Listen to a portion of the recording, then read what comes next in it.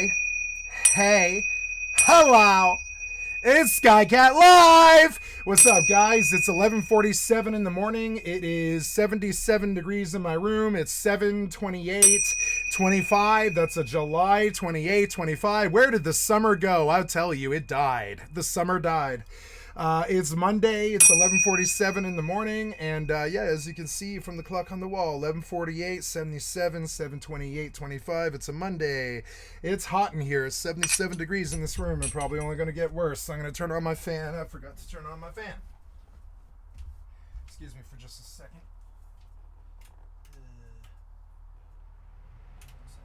That one. There we go.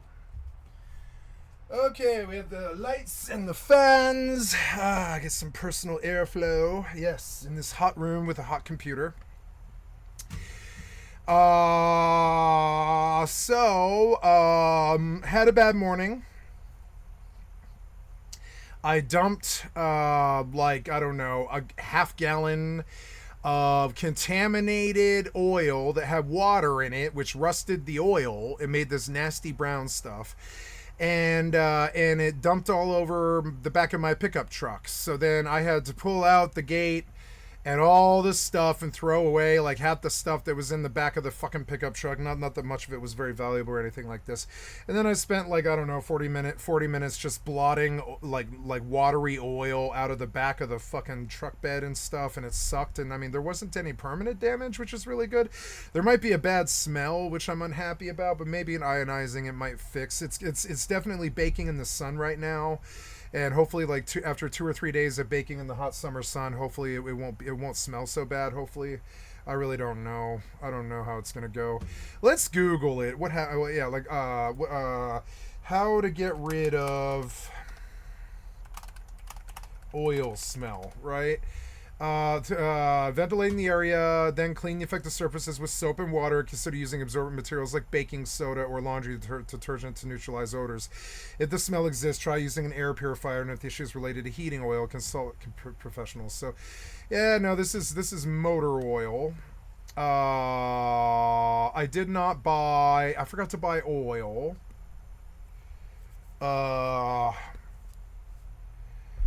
I forgot to buy oil. Son of a fucking bitch. Son of a bitch. I forgot something. Which is fine, I suppose.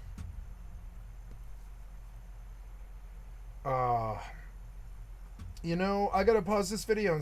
Okay, I'm sorry. I had a minor emergency I had to go deal with. My bad. So we're back in it, and we're able to focus, and we're doing things today.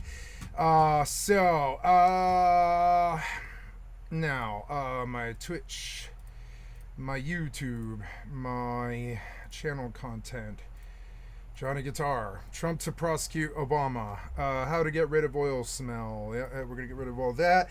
Okay, we're recording, we're live, going to fire up games, and I'm just going to talk while I do this because there's nothing going on right now. I will be playing some Grand Theft Auto 5 today, some Eve, some FFXI, and maybe some 7 Days in the evening. I should get on and try to do some Mortal dailies, but I don't know. I'm enjoying Grand Theft Auto more right now, and so I probably will just do that. We can see that EVE Online has 28,000 players, which is the most solid of a pop as I've ever seen it pull. And yeah, and did treason. Will you all please stop talking about so yeah, and so just getting ready to go live. So I'm gonna drop it off the big face now. Deactivate.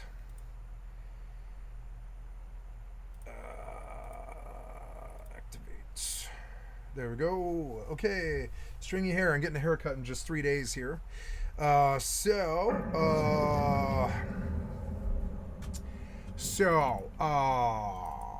go.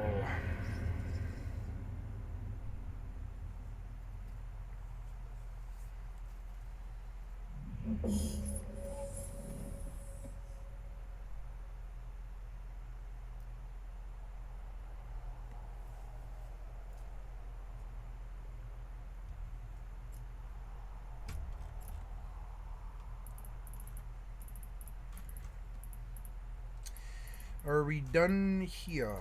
I don't know. My HDR appears to be a little weird. I don't know.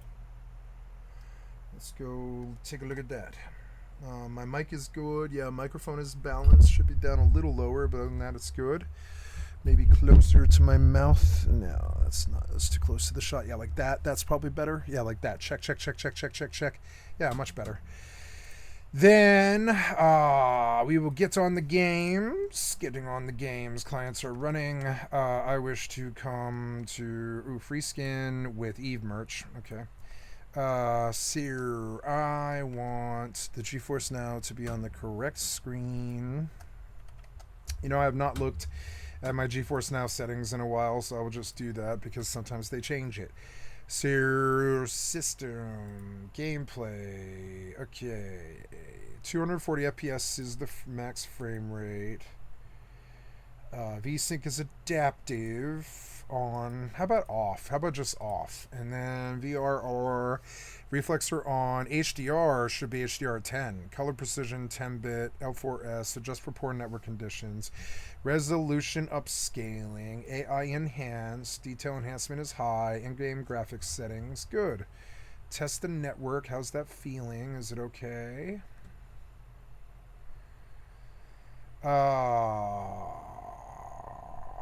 So, there was something else. F zombie apocalypse. I'm looking for starters orders. Starters orders. Yeah, nice. And then we'll fire this up. Make sure it's good before I buy it. Starters orders. Corrupted.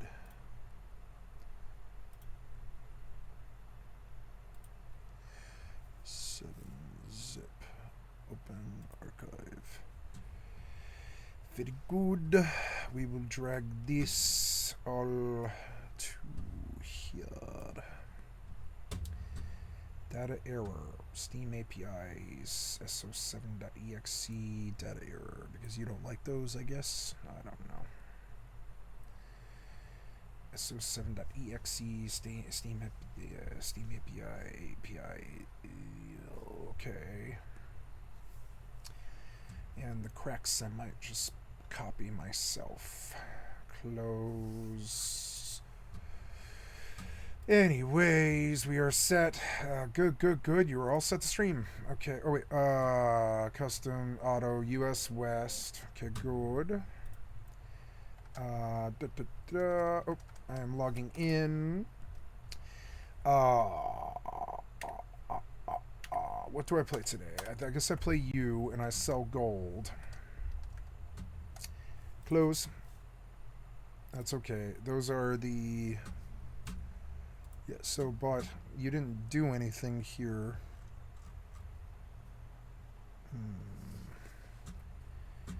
Well, what happens if I just do that? No? Okay, well, so let's extract this file. Extract here. Now you're getting data errors again. Unexpected end of data. Okay, I don't know. Oh, I don't know. I mean, it looks like it's working. So anyways, go back to games. Then we will do... I suppose I'll get my daily out of the way on 76. And we will load Grand Theft Auto 5.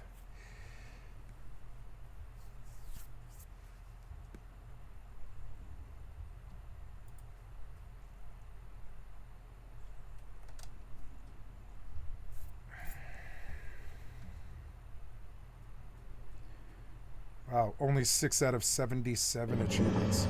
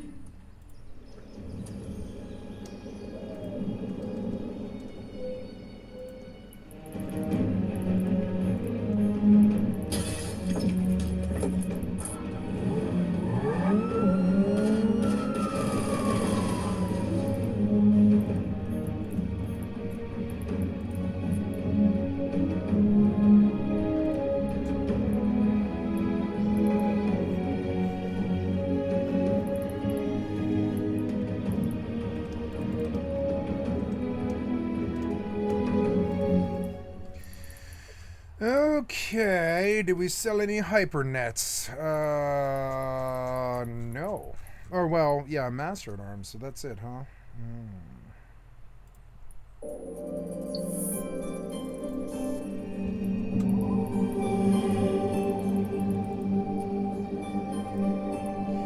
Currently, I have a boost in...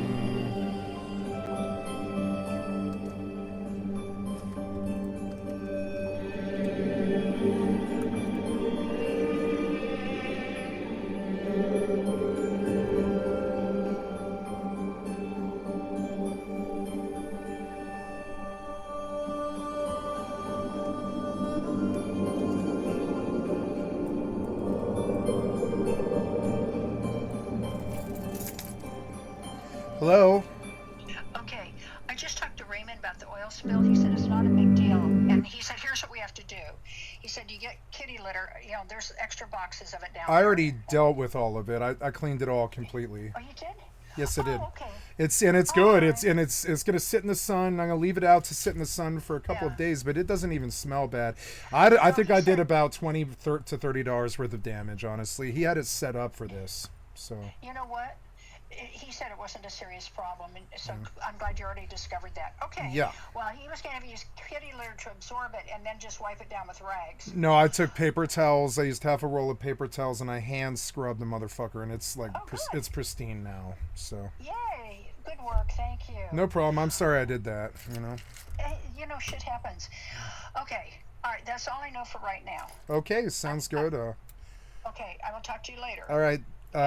Don't forget the oil, okay? I know. Okay. Yeah, Because that's my fault. I'm so sorry. I meant to do it. I know. Okay. You had other things on your mind. Okay. All right. Love you. All Bye. right, love you. Bye. Oh no, what's that?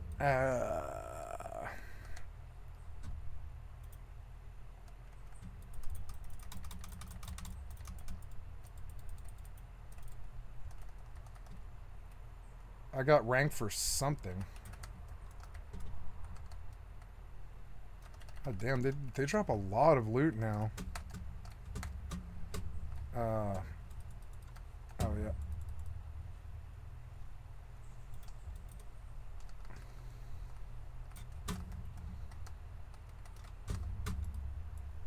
I like VATS for locating where targets are, but I don't like VATS. Why is the VATS accuracy fucking terabad? It makes no sense. It makes me want to play custom mode. I want to start over in custom mode maybe, but I've already got so many other games to worry about. I don't need to play this game. I'm just going to warp out now. I'm going to go get my daily lead and leave, because I'm just saving lead for the new content. So we are going over to the Charleston Fire Department. Nope, somebody came and harassed me, of course. Get the fuck off me so I can go to the Charleston Fire Department. Try again. Very good. An unexpected errors occurred. Report C users. Install temp, please retry. It appears that this install is corrupted, unfortunately. I will just buy starters orders.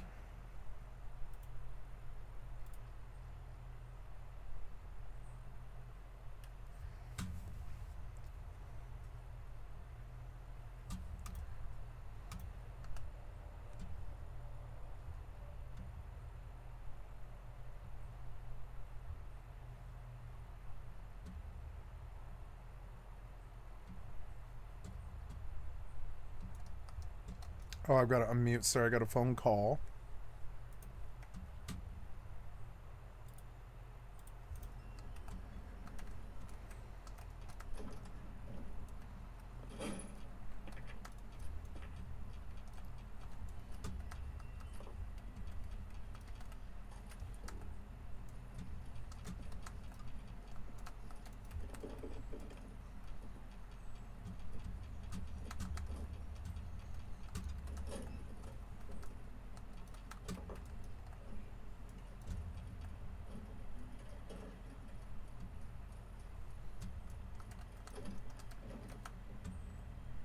Fuck, this place is looted again. Day after day after day, I come check this place and it's looted, and that seems weird because I'm on a private fucking server. Dumb. Steam Racing Fest. Okay, 76. Did the 76 daily. I need to check the Mortal daily to make sure it's not like something that's good for Theron.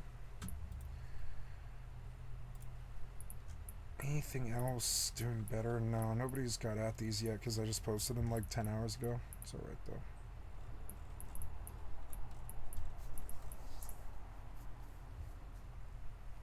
Yeah, I feel good.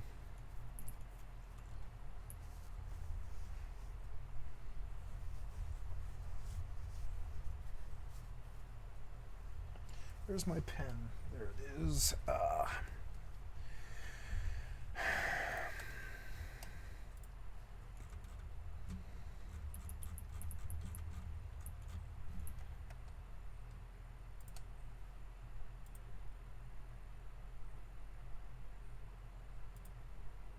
I'll buy Dune Awakening on the 1st. That'll be annoying, but we should see if Dune is good. They say people are able to play it. Cayo Perico Motor Wars. Get 2x GTA money in Cayo Perico Motor Wars. Join free mode. Good. Let's go on FXI.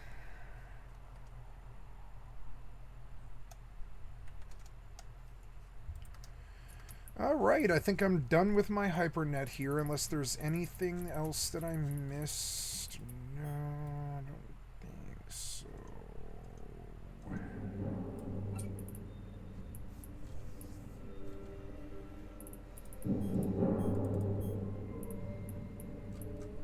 Look, I have $1 billion-esque worth of skins.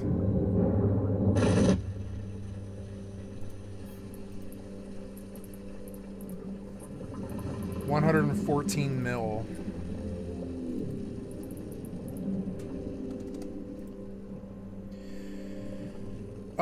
Starting today, we are implementing a temporary measure to ensure fair and enjoyable gameplay for all. Game masters will now relocate pets that have been intentionally placed to block player movements, such as in front of house doors, dungeon entrances, town buildings, or other areas where free movement should be possible.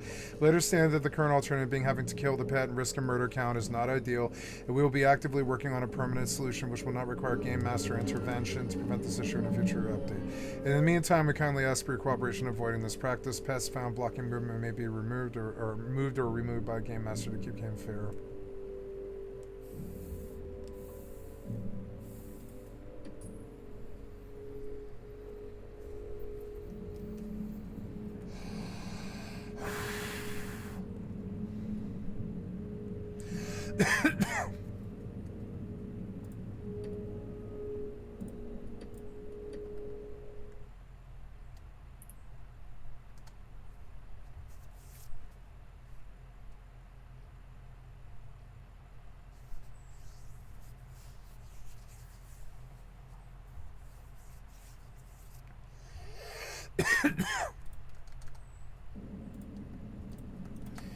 You have new daily challenges.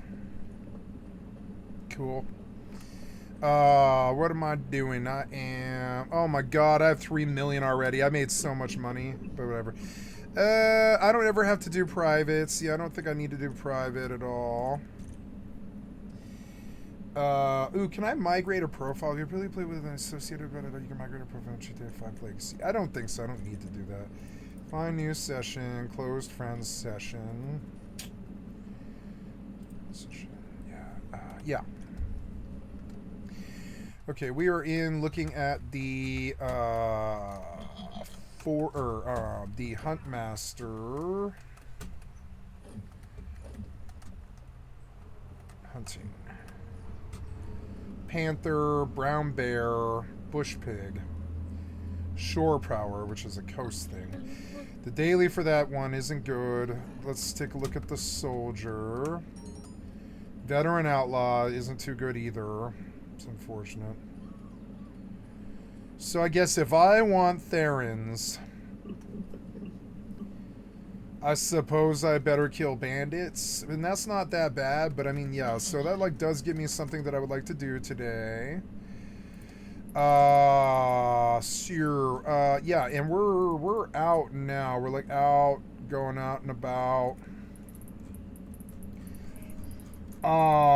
You know, I think I want to try something else. I want to try selling some more boosters, like 3 more boosters at 512 and see if people like paying. I want to see if I can sell LSIs at 512s. 109 is a good price on a master, but let's throw 512 and see if people take it, because that's like 214k ISK. Hey, I've been looking around the car wash and man, it's got strong potential, you know, strong potential. Yeah, we'll throw up 3 at 512.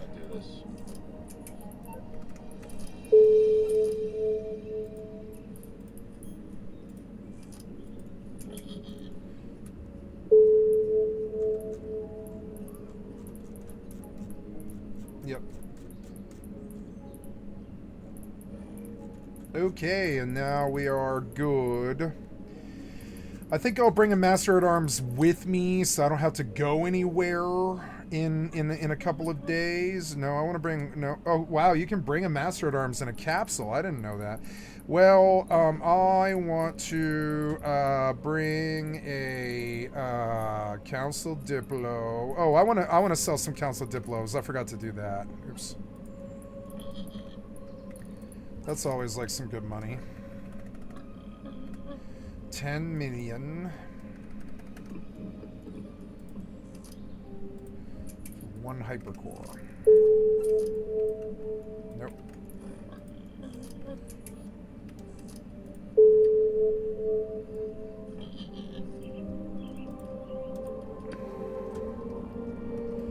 So I guess I want to work on bandits right now, because that's the hardest thing to do, and I want to get 3 of them. Or I don't know, direwolves. I should go to direwolves first and put them on cooldown, and then go do bandits, and then come back. Very seldom do I feel like doing mortal.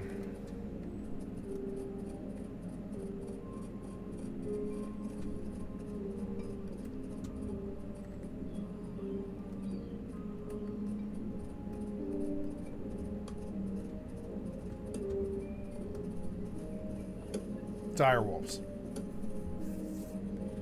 I wonder if I can keep a direwolf. Probably not. Probably don't have the pet points, right? I don't know. Maybe direwolf is like less. I don't know. I don't think I need one, because I can't put bags on it.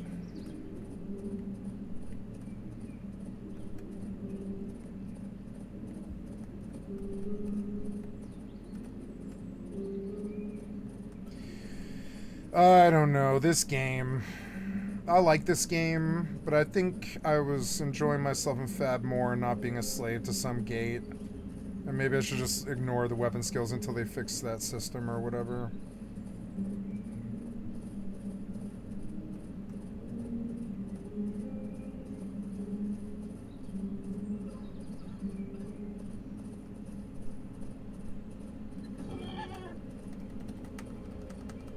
Veteran Bandit Caster. Veteran Dead Bandit. Veteran Dead Bandit. Well, okay, so let's get out. And I want to bandage you. Oh. Veteran Bandit Casters. Wow, that's a lot of mobs.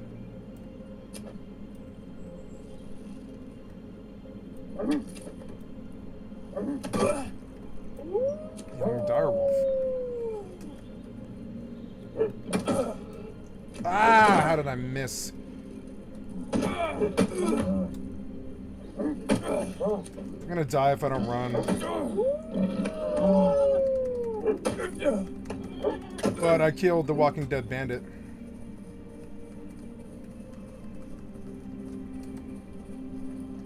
Why did 17 mobs come? It just seems unreasonable. Piece of shit developer problems, I guess, or what? Low IQ developer?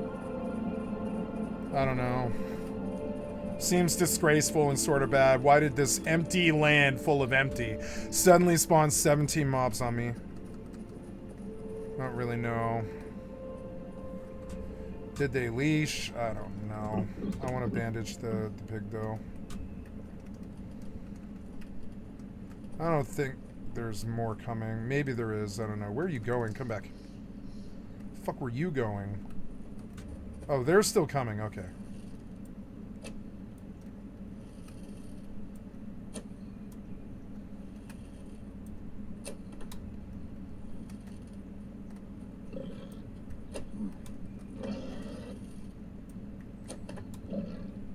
This is fun. When there's not like 10 of them.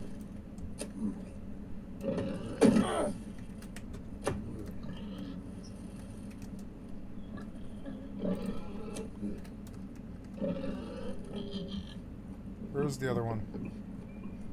Is there more? Look, you can put the arrow down with right click. I didn't know.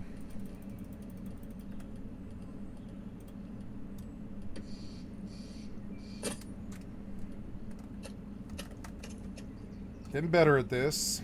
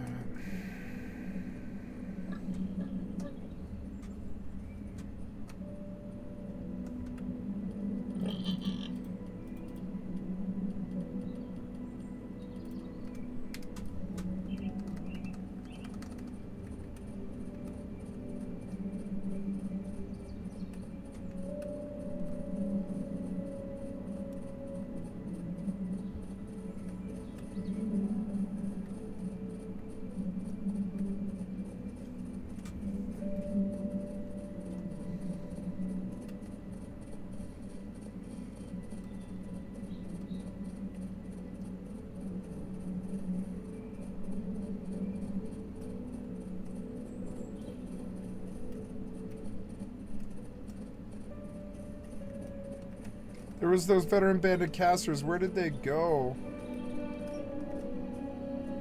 They like de-aggro and are gone now. Oh, did I aggro? Yes, I probably did. Please get off the mounts. Where are we now? I don't see you.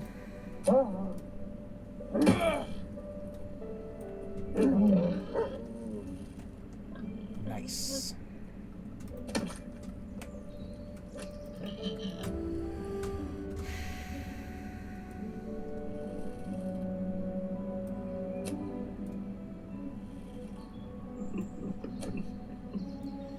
He's sweet if I hit him.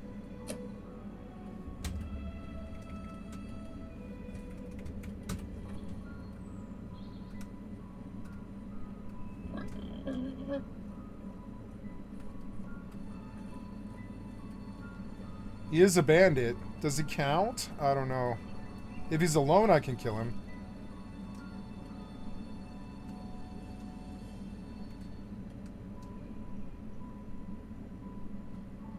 Wait, what?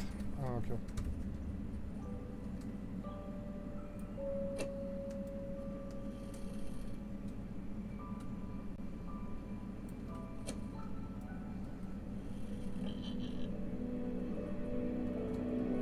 Trying to get a single pull.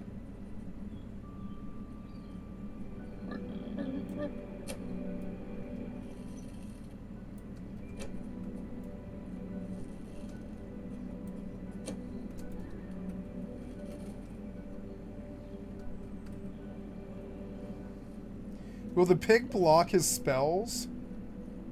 What's up with you?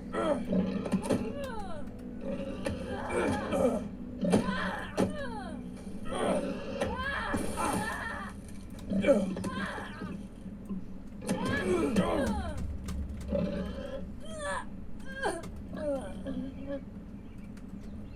nothing hurt. Oh, he was good clay. 28 glory, not bad. That one's a bandit caster as well. If we could get the pig to pull, The coughing fucking freaked me out.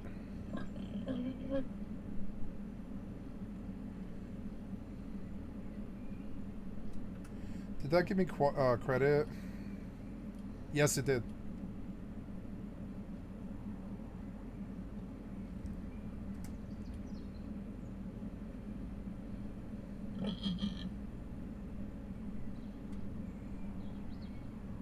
I'm going to be BM Hunter in this game now, because it's more natural for me. So, okay, we can get the bow out and charge, and I want to bandage him, and then sick him, and then fire. Damn it, I missed him.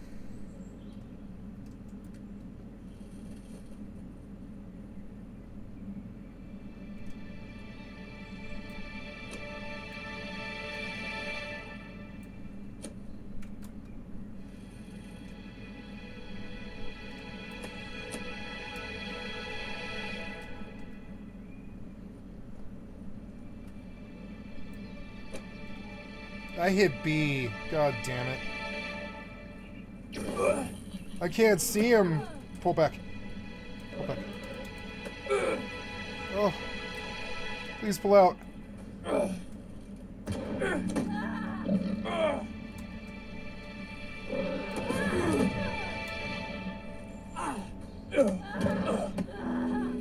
Did he heal? No. He's down, he's down. Oh. Scary. Ugh, he was scary. It seems like the hits weren't doing any damage to him. Ugh. Oh, it's a lag strike. Yeah, I got a lag. Oh, it was like a server lag. I was like, why?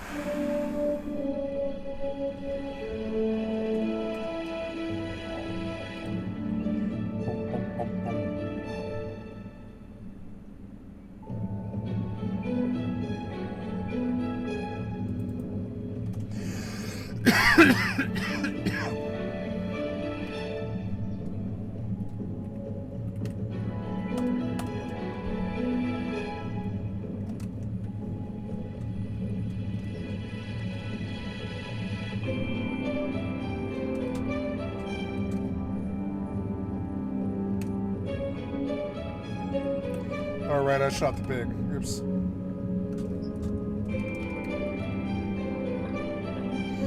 I need to strafe the...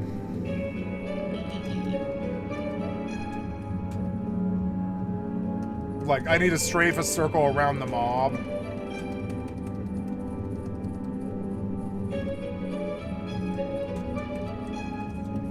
That was good. It's bandit credit, though. One more bandit and I'll have some silver therans. Maybe it might be easier to just ride down with silver therans. I don't know.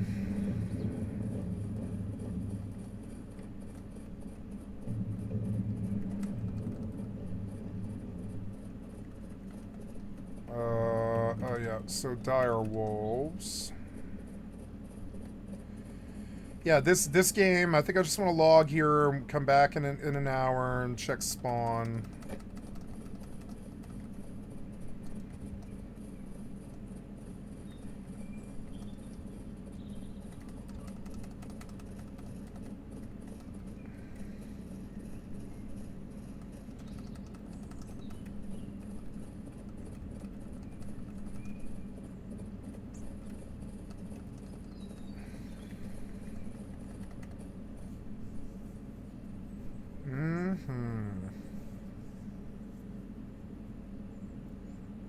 The pig is growing stronger. I'm gonna feed him dire wolf carcass. I forgot. There we go.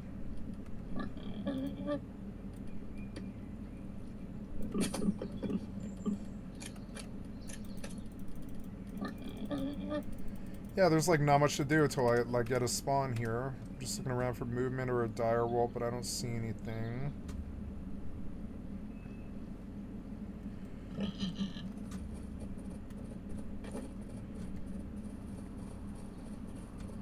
Dire wolf. There's a dire wolf.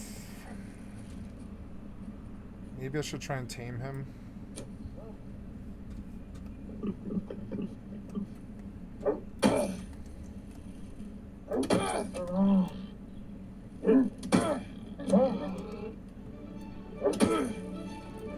Can I tame him? Let's see what the pet points are like.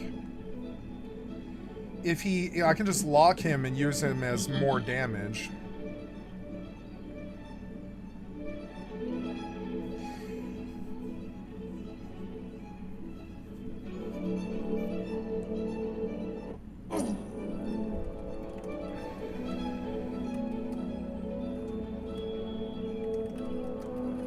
He is 39 out of 40. Perfect. And he's a level 31 dire wolf, so we'll lock him. And the pig. And we'll use them for, he's got arrows sticking out of him. We'll use him for, like, damage. Because he does more damage than the pig, I think. Okay, oh yeah, I should probably feed him. We'll feed him dire wolf meat. There we go. Okay.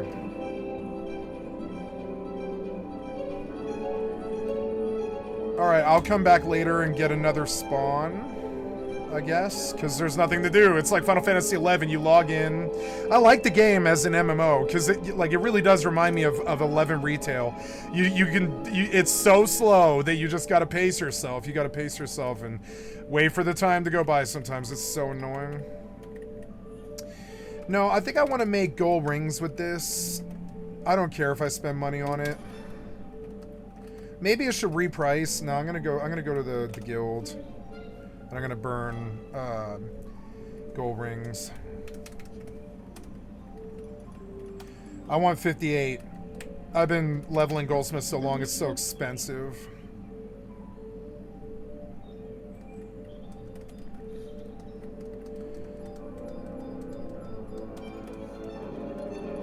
Silver's too expensive.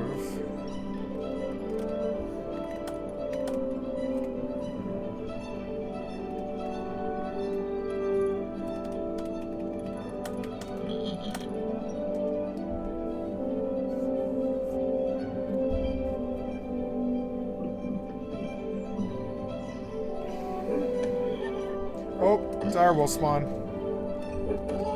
Don't kill my pig.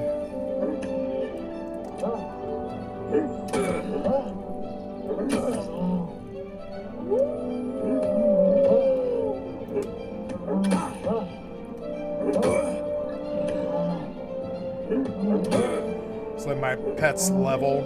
Oh, I guess they aren't leveling really. But yeah.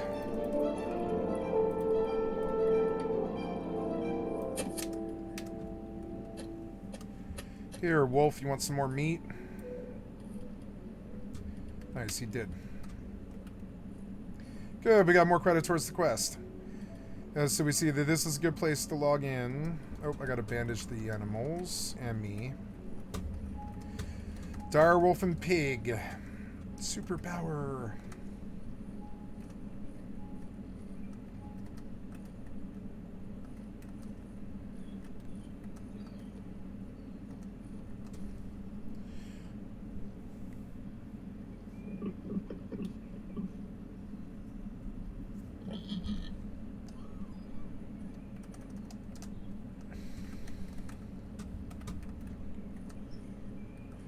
Looking around for any other dire wolves. Maybe when I come in there will be bandit spawns to the west. But again, we will attempt to log here. Log out. I don't know. Maybe if I go to a house, I can log instantly even if it's not my house. we could log in this house. Well, I should log in this house. It's safer and out of sight. And I can't get pop aggro when I come in or anything. What's the state of this house? That's a nice bed. I like the fancy bed green. I want to get one.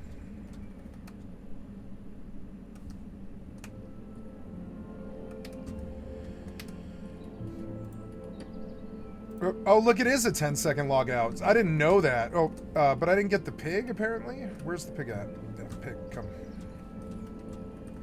Okay, we'll come upstairs then, where it's really, really safe, and we can even, like, get a, like, kind of a bird's eye view of what's going on out there.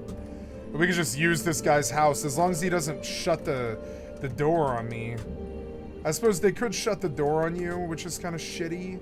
But I mean, that's the price you pay for a 10-second logout, I guess. But look, it's a 10-second logout. I'm gonna get on the pig, because that's the one I care about. Yeah.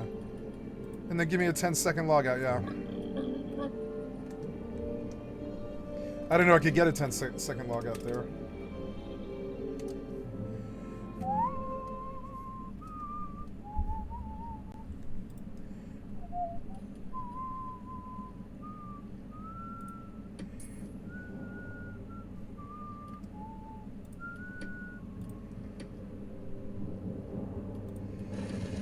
Okay. Yeah, I keep thinking about doing Awakening. I'm like, what if it's good? And I don't know.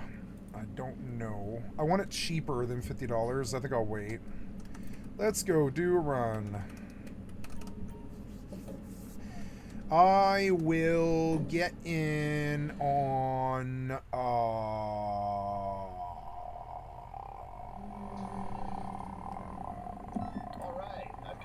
New World? They'll release the funds to your account. Easiest money you've ever made. Unless, you know, your movements are gonna take care of my lossless. Gang full of people like you. Always a possibility. Anyway, good luck. So I want to go to my Steam and load my lossless. Are you killing me already? Hurry up, you.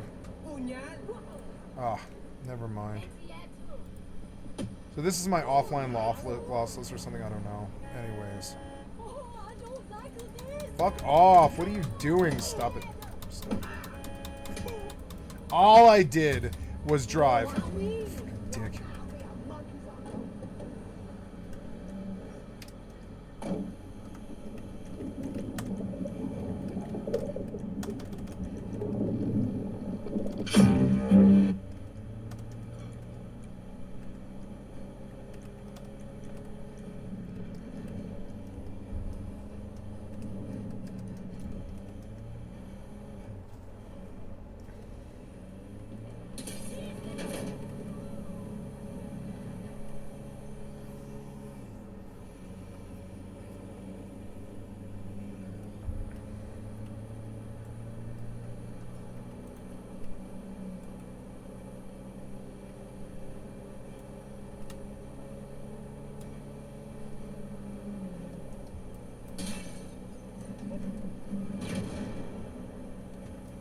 Yeah, you can cook your nades. Nice.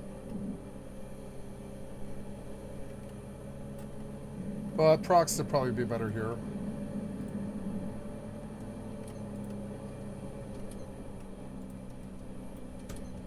I don't want these guys on me anymore. three procs mines is a good way to get rid of them. I don't know why that didn't work, but okay. Why didn't the prox mines work? Are you like, I don't really understand that. Okay, well.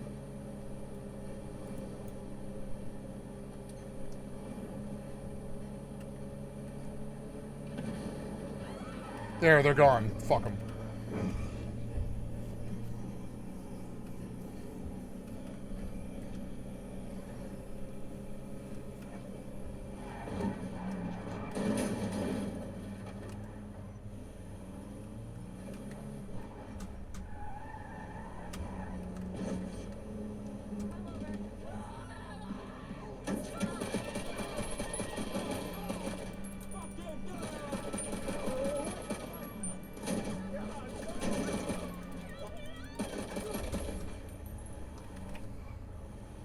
Maybe I should just do that. Look, that was much, much safer. Gonna get ya. Oh! I love watching the stop sign fly. Do not enter stop sign. Oh! Face planted to my bumper. Sorry.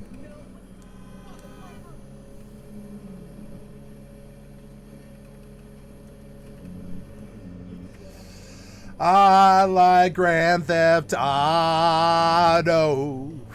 It's one of my favorite games. It slips on like an old glove.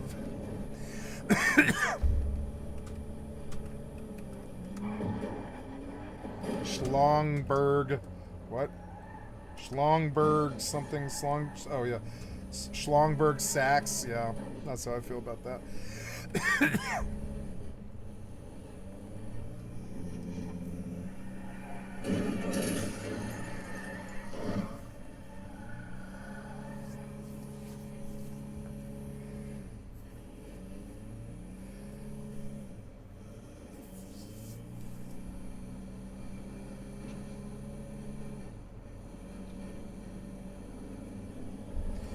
Yeah, when I hit him, when I shot like 2 of their patrols, they just stopped.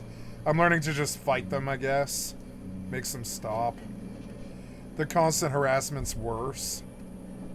It's like better to fight, you know?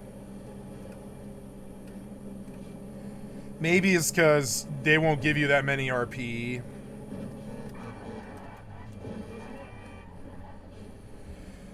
Oh, maybe it's because I have to register as a boss. Yeah, secure a serve, right? Sorry. Oh, okay. Man, this one was fucking far away. This is so annoying.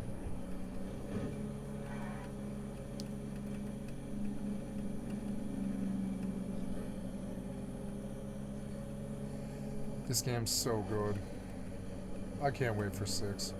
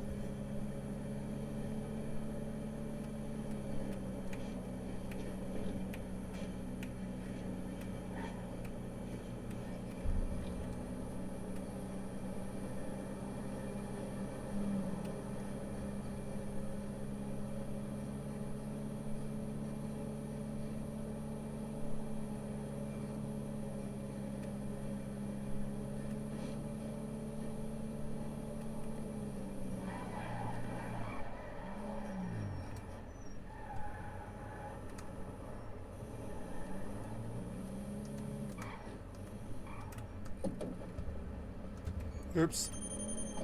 What?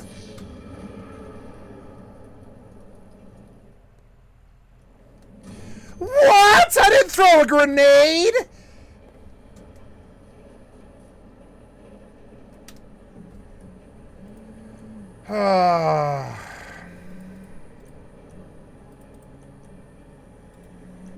I didn't even have a grenade equipped! What are we talking about? What are we talking about? It was some kind of software glitch. It's okay. I had the machine gun equipped. I didn't pull out explosives. I don't know what that was. Well, alright, we'll go again. Fucking so annoying. Hopefully it's closer. That is the furthest ammunition too, of course. I mean, I don't often see bugs like this. It's fine. I'm gonna just forgive the developer because the experience is still so good. It's fine. You're not perfect, obviously. Register as a boss, secure a serve IP, start an organization. I wish you would keep the goddamn organization. Yeah. Deliver the excess weapon parts to ammunition. Press E to deliver the excess parts. Yeah, yep, there we go. And then you load. I think my key's up now, and then I can buy a. Oh, right, I have to get another weapon. Right. I've confirmed with the store. As soon as you drop the I did an parts off, ECR with release the funds to only your a. account. Easiest money you've ever made, unless you know your movements are tracked by an opportunistic criminal gang full of people like you. Always. Yeah. It's the same one. Oh my god. It's fine. Just don't do it to me again.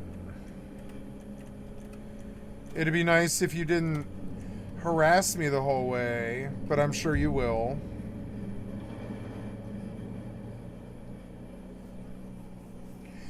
It's fine. You had some kind of weird hiccup there where you thought I was trying to throw or cook a grenade when I obviously had the submachine gun equipped. Oh. Maybe I pressed the G button by mistake and it was me. I see now that that could happen again.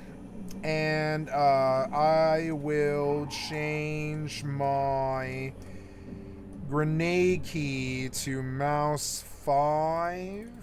Right now I have a key binding for grenade.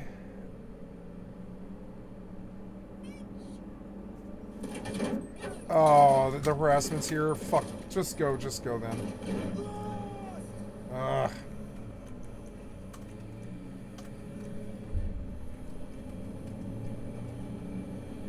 Maybe I should make my stand.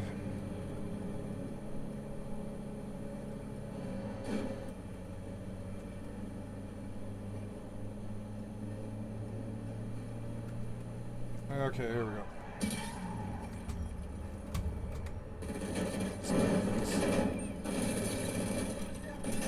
What?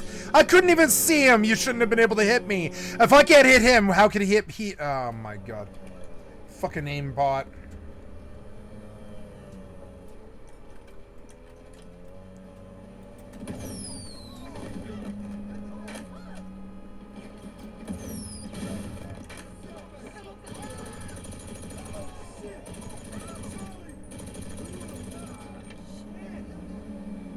So annoying.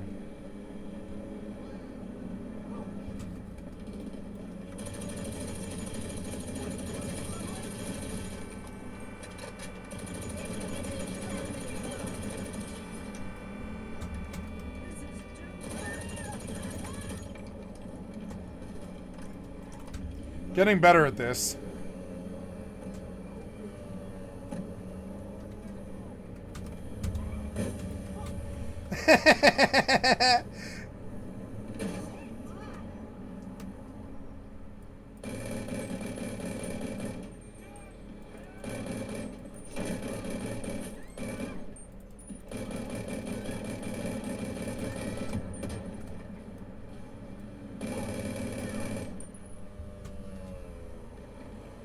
It's kind of fun to fight them.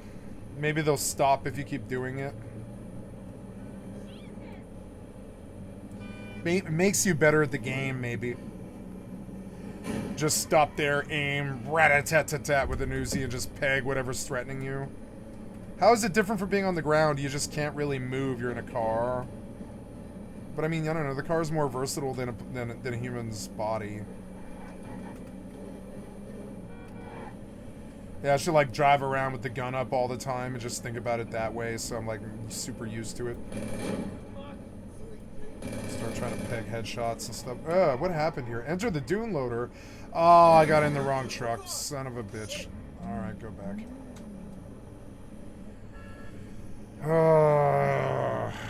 Missions. I don't know. I don't want to do these missions anymore. I might just gamble in the casino for all my money. These missions, they get so repetitive and annoying. And the 50 grand is barely worth it.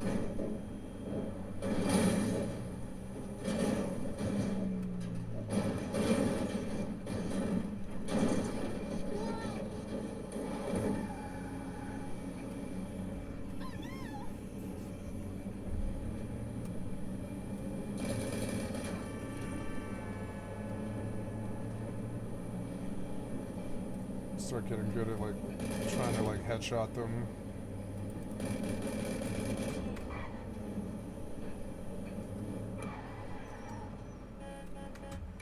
Wrong truck.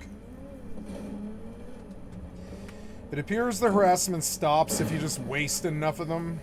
I don't know. So maybe I should start fighting them.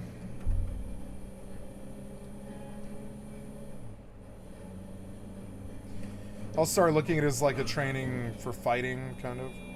Oh no, you want me to take that tunnel? Alright.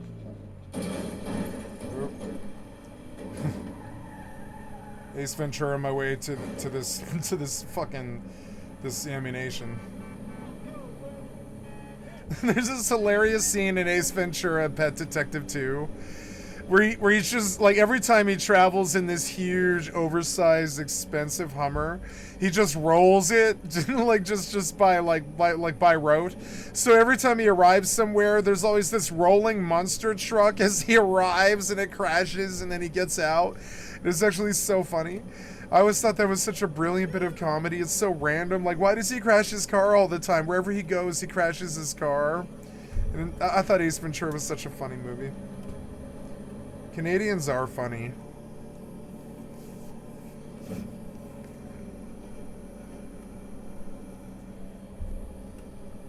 Or whatever he is. He's an American. I don't know. I can't remember.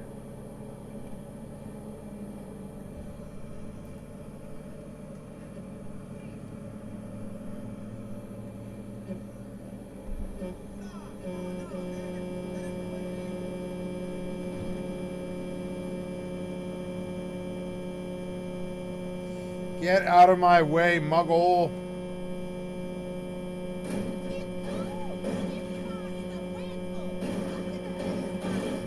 Get the fuck out of my way. This is my lane. I'm gonna start RP fucking assholing these muggles.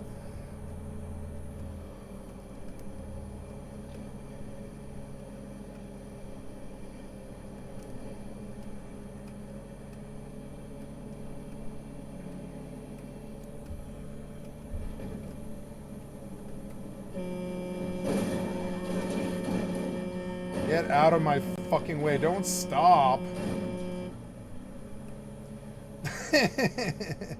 Oh, wait. Oh, wait. I was supposed to turn right there, but I don't want to turn right there. Oh. But oh, no. Where am I? No, don't do it. Don't do this. Don't get me all wedged or whatever. No, don't get me wedged. I don't know where to go. It's all twisty and turny now. It says that over here, you want me to turn left. See, the driving's a little annoying to do this. I don't know if I'm going to make my quota. Let's go. You said turn. I thought, I don't know. Is it this thing? You want me to do this thing? You could be a little bit more clear. I hope they have, like, signals and stuff.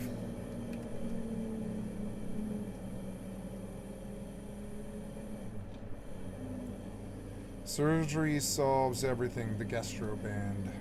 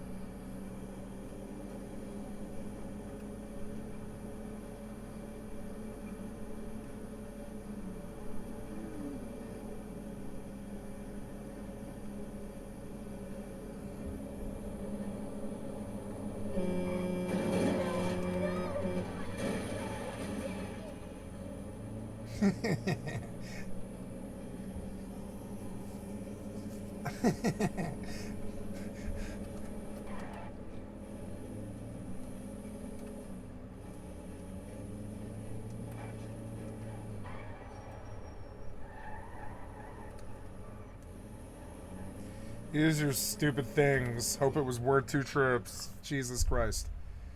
If it moves, shoot it. Good advice.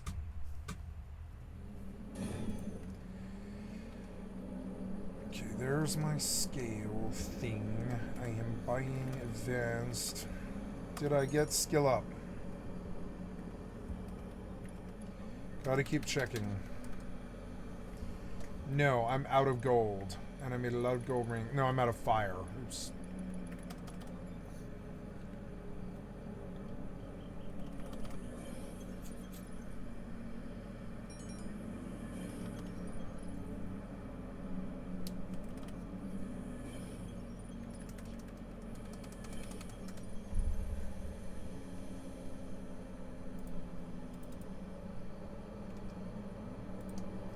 What's this now?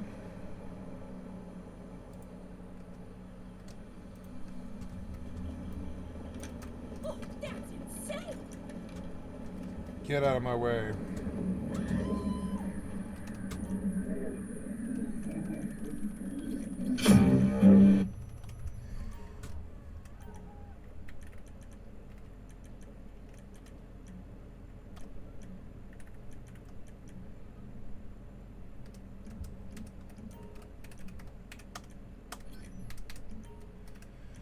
Ba ba ba ba ba ba ba ba ba. Got my armor. Let's go get some food.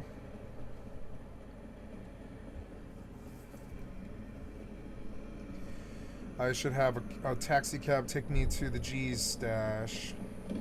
Welcome. Hi.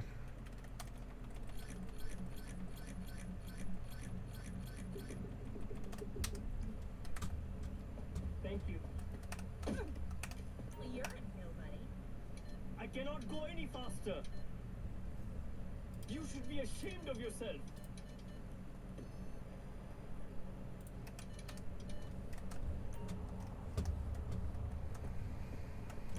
Oh, good God, no. Yes.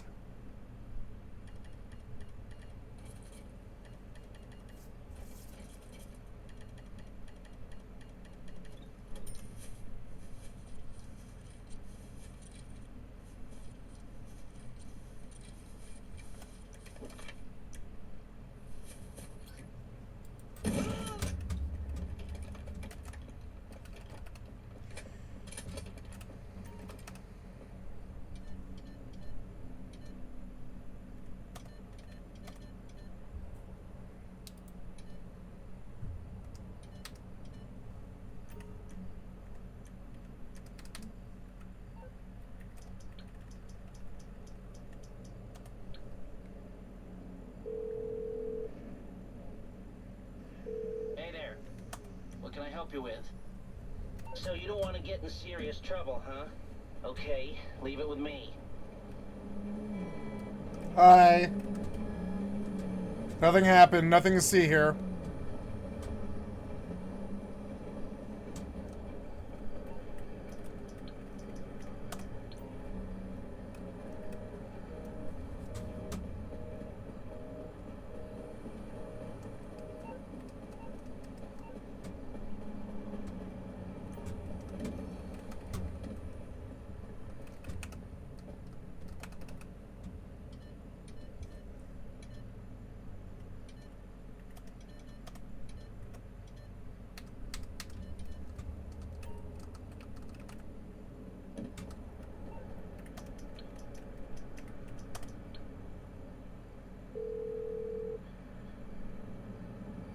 The car has been sent. Should be with you soon.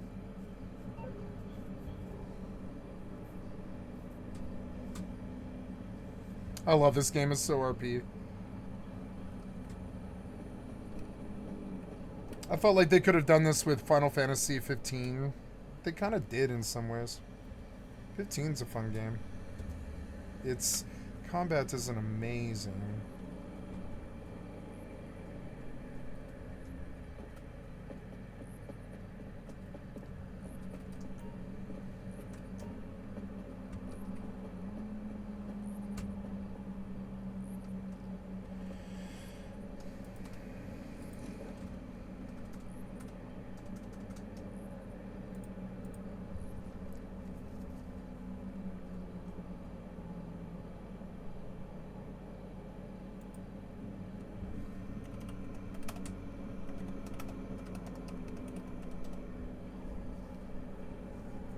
Papa John's life.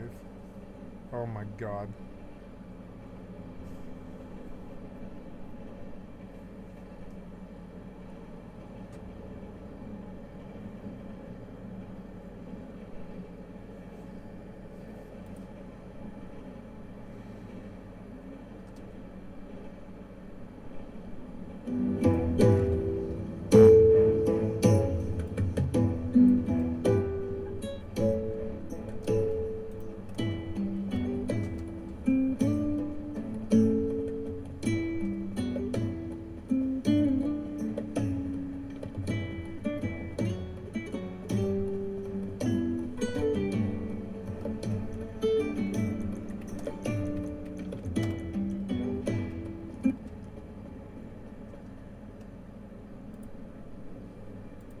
Wait, what happened? Reload? I don't know. What happened? I don't know. Software developers getting so much worse. The fuck was this? I don't know. What are you doing? Yeah, like, are you okay? Are you alright, sir?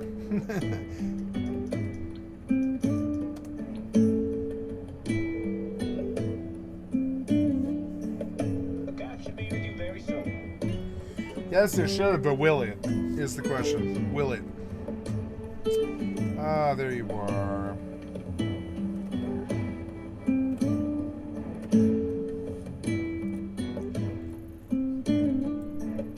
Ooh, the G-Stash is nearby.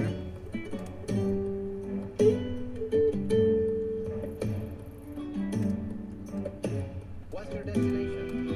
For that extra cash, I can get you there extra quick.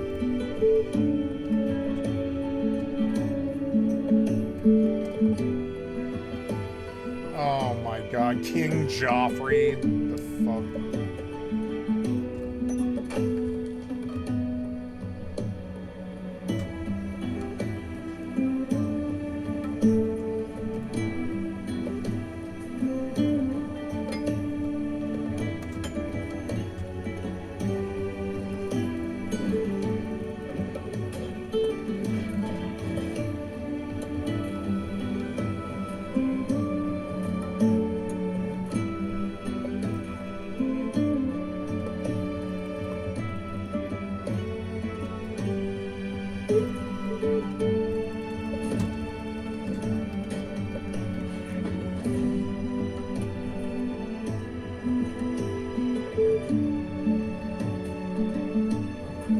Stupid boar.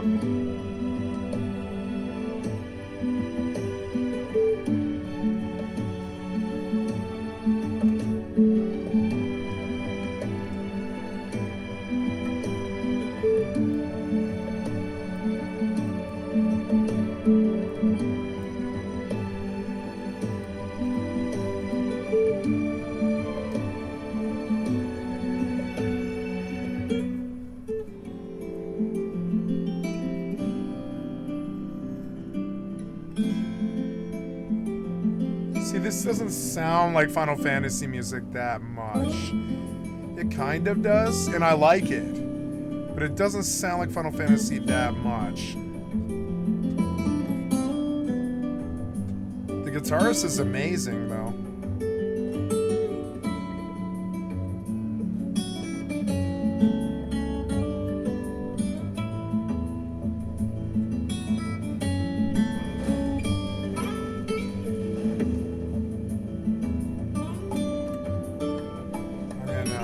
You're acting crazy.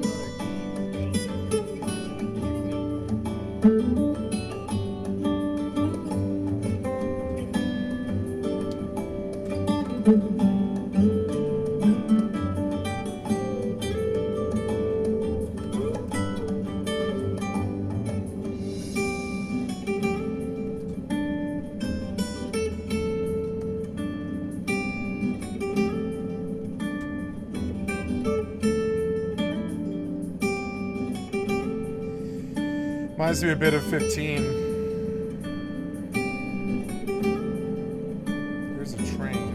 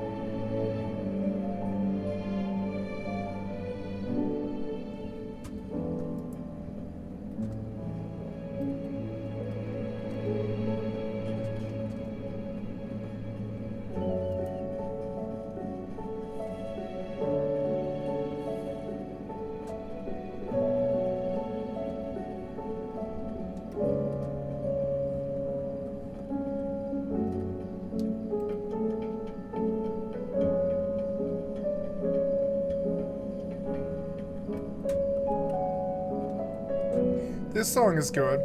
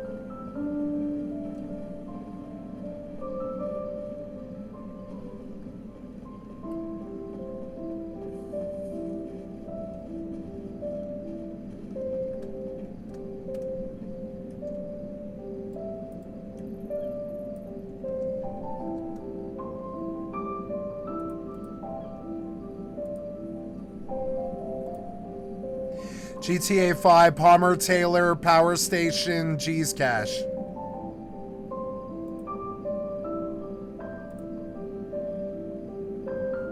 Oh, season 9 hit? Oh, okay, season 9. Wait, it's season 9 now?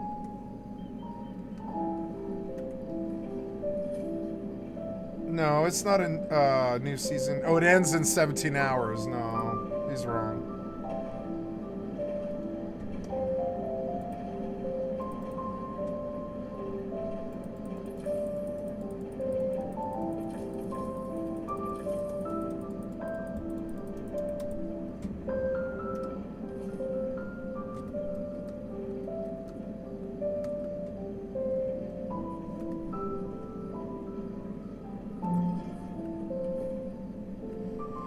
Yeah, I want to buy a grade hammer. Oh yeah, and I need to look at my grade axe skills.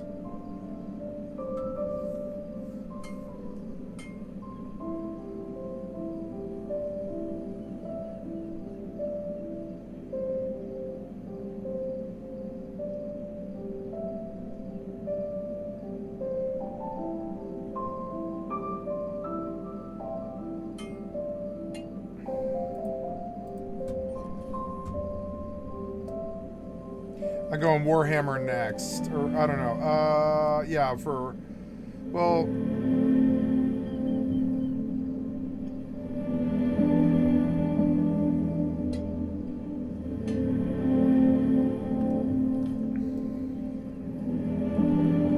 gonna buy a Warhammer.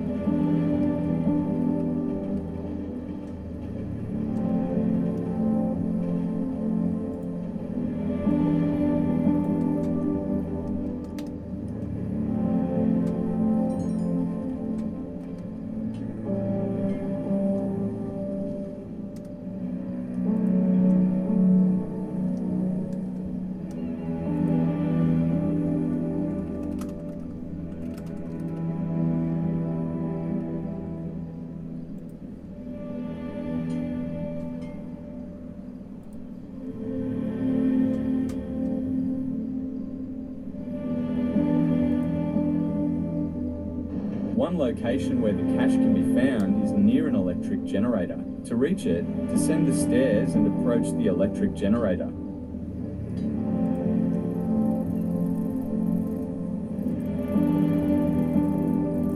Please pause the fucking video, piece of shit.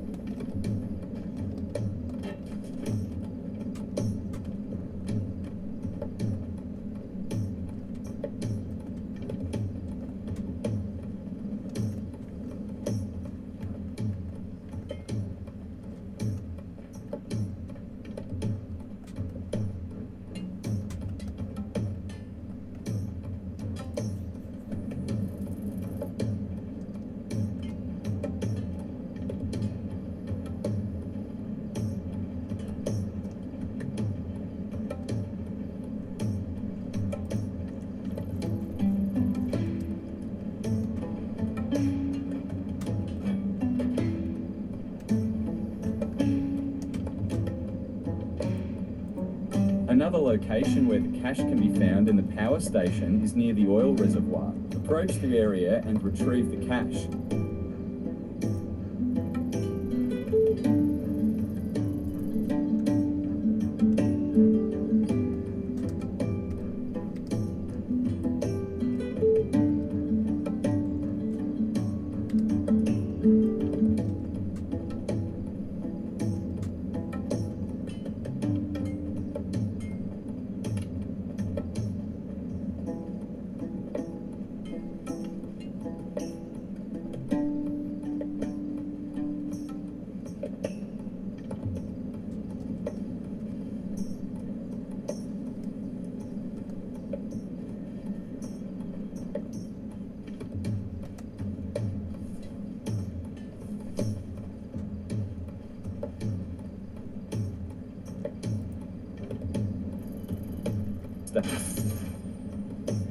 Approach the area and retrieve the cache found in the... Another location where the cache can be found in the power station is near the oil reservoir. Approach the area and retrieve...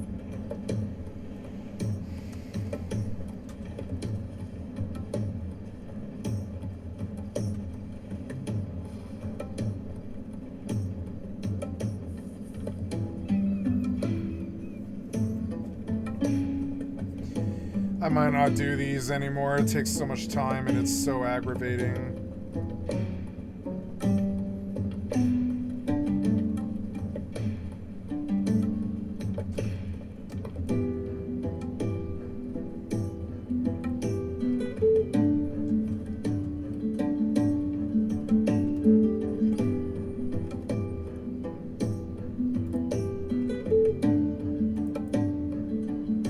Hours, okay.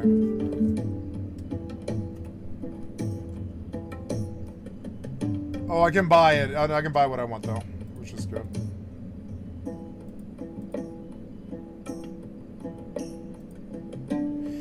Here we go. Smashburg. Bought. 710, not bad, nice.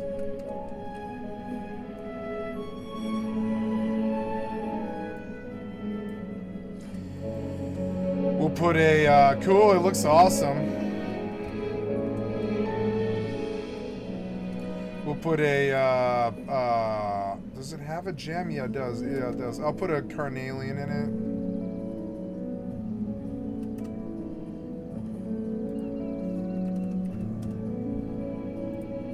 it. Amber is 5,000. Amethyst, 7,000. Carnelian, 5,000. Honestly, I'll take it.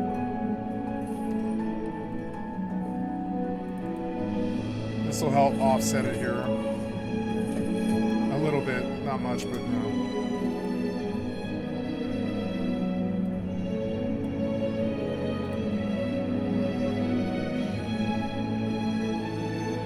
Okay, good. There we go. Now I've got new weapons to work with.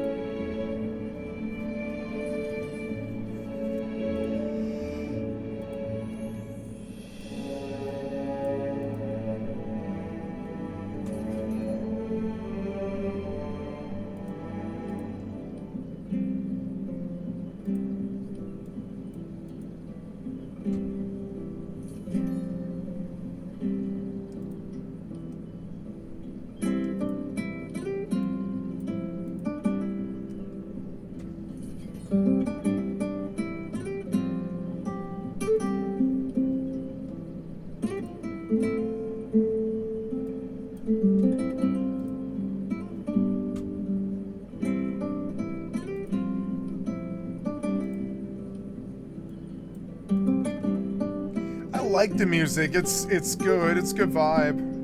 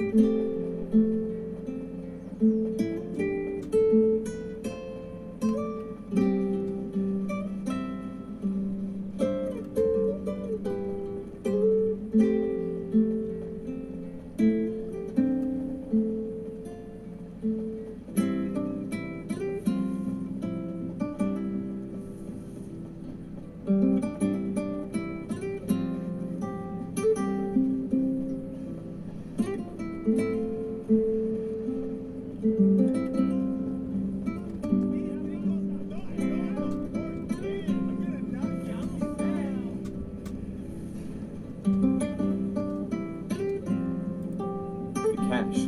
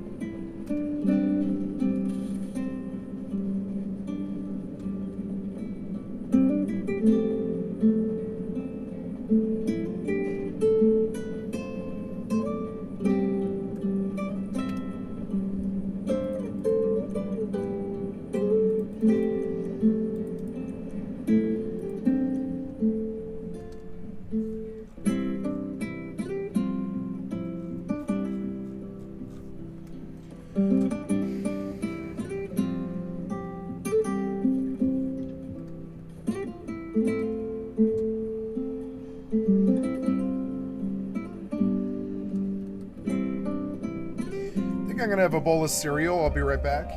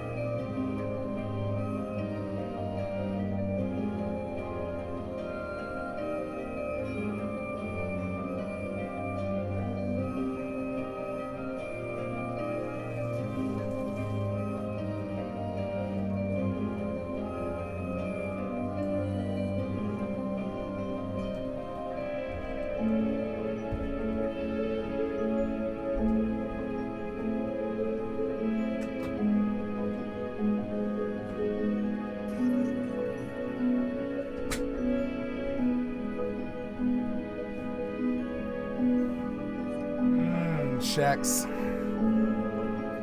Fix my camera. Okay, we'll have some checks.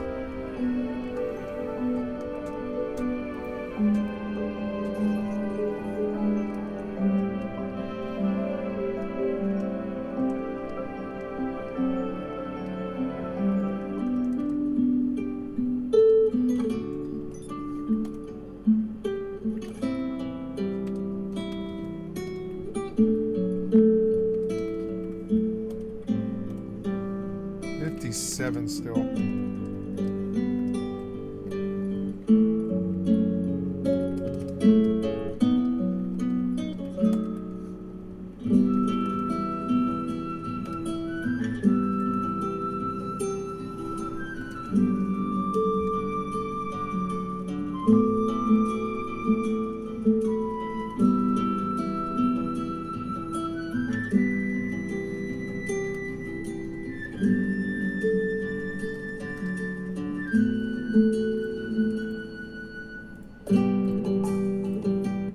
Bring it back here. Breaking news. Obama did a treason. Now, will you all please stop talking about the Epstein files?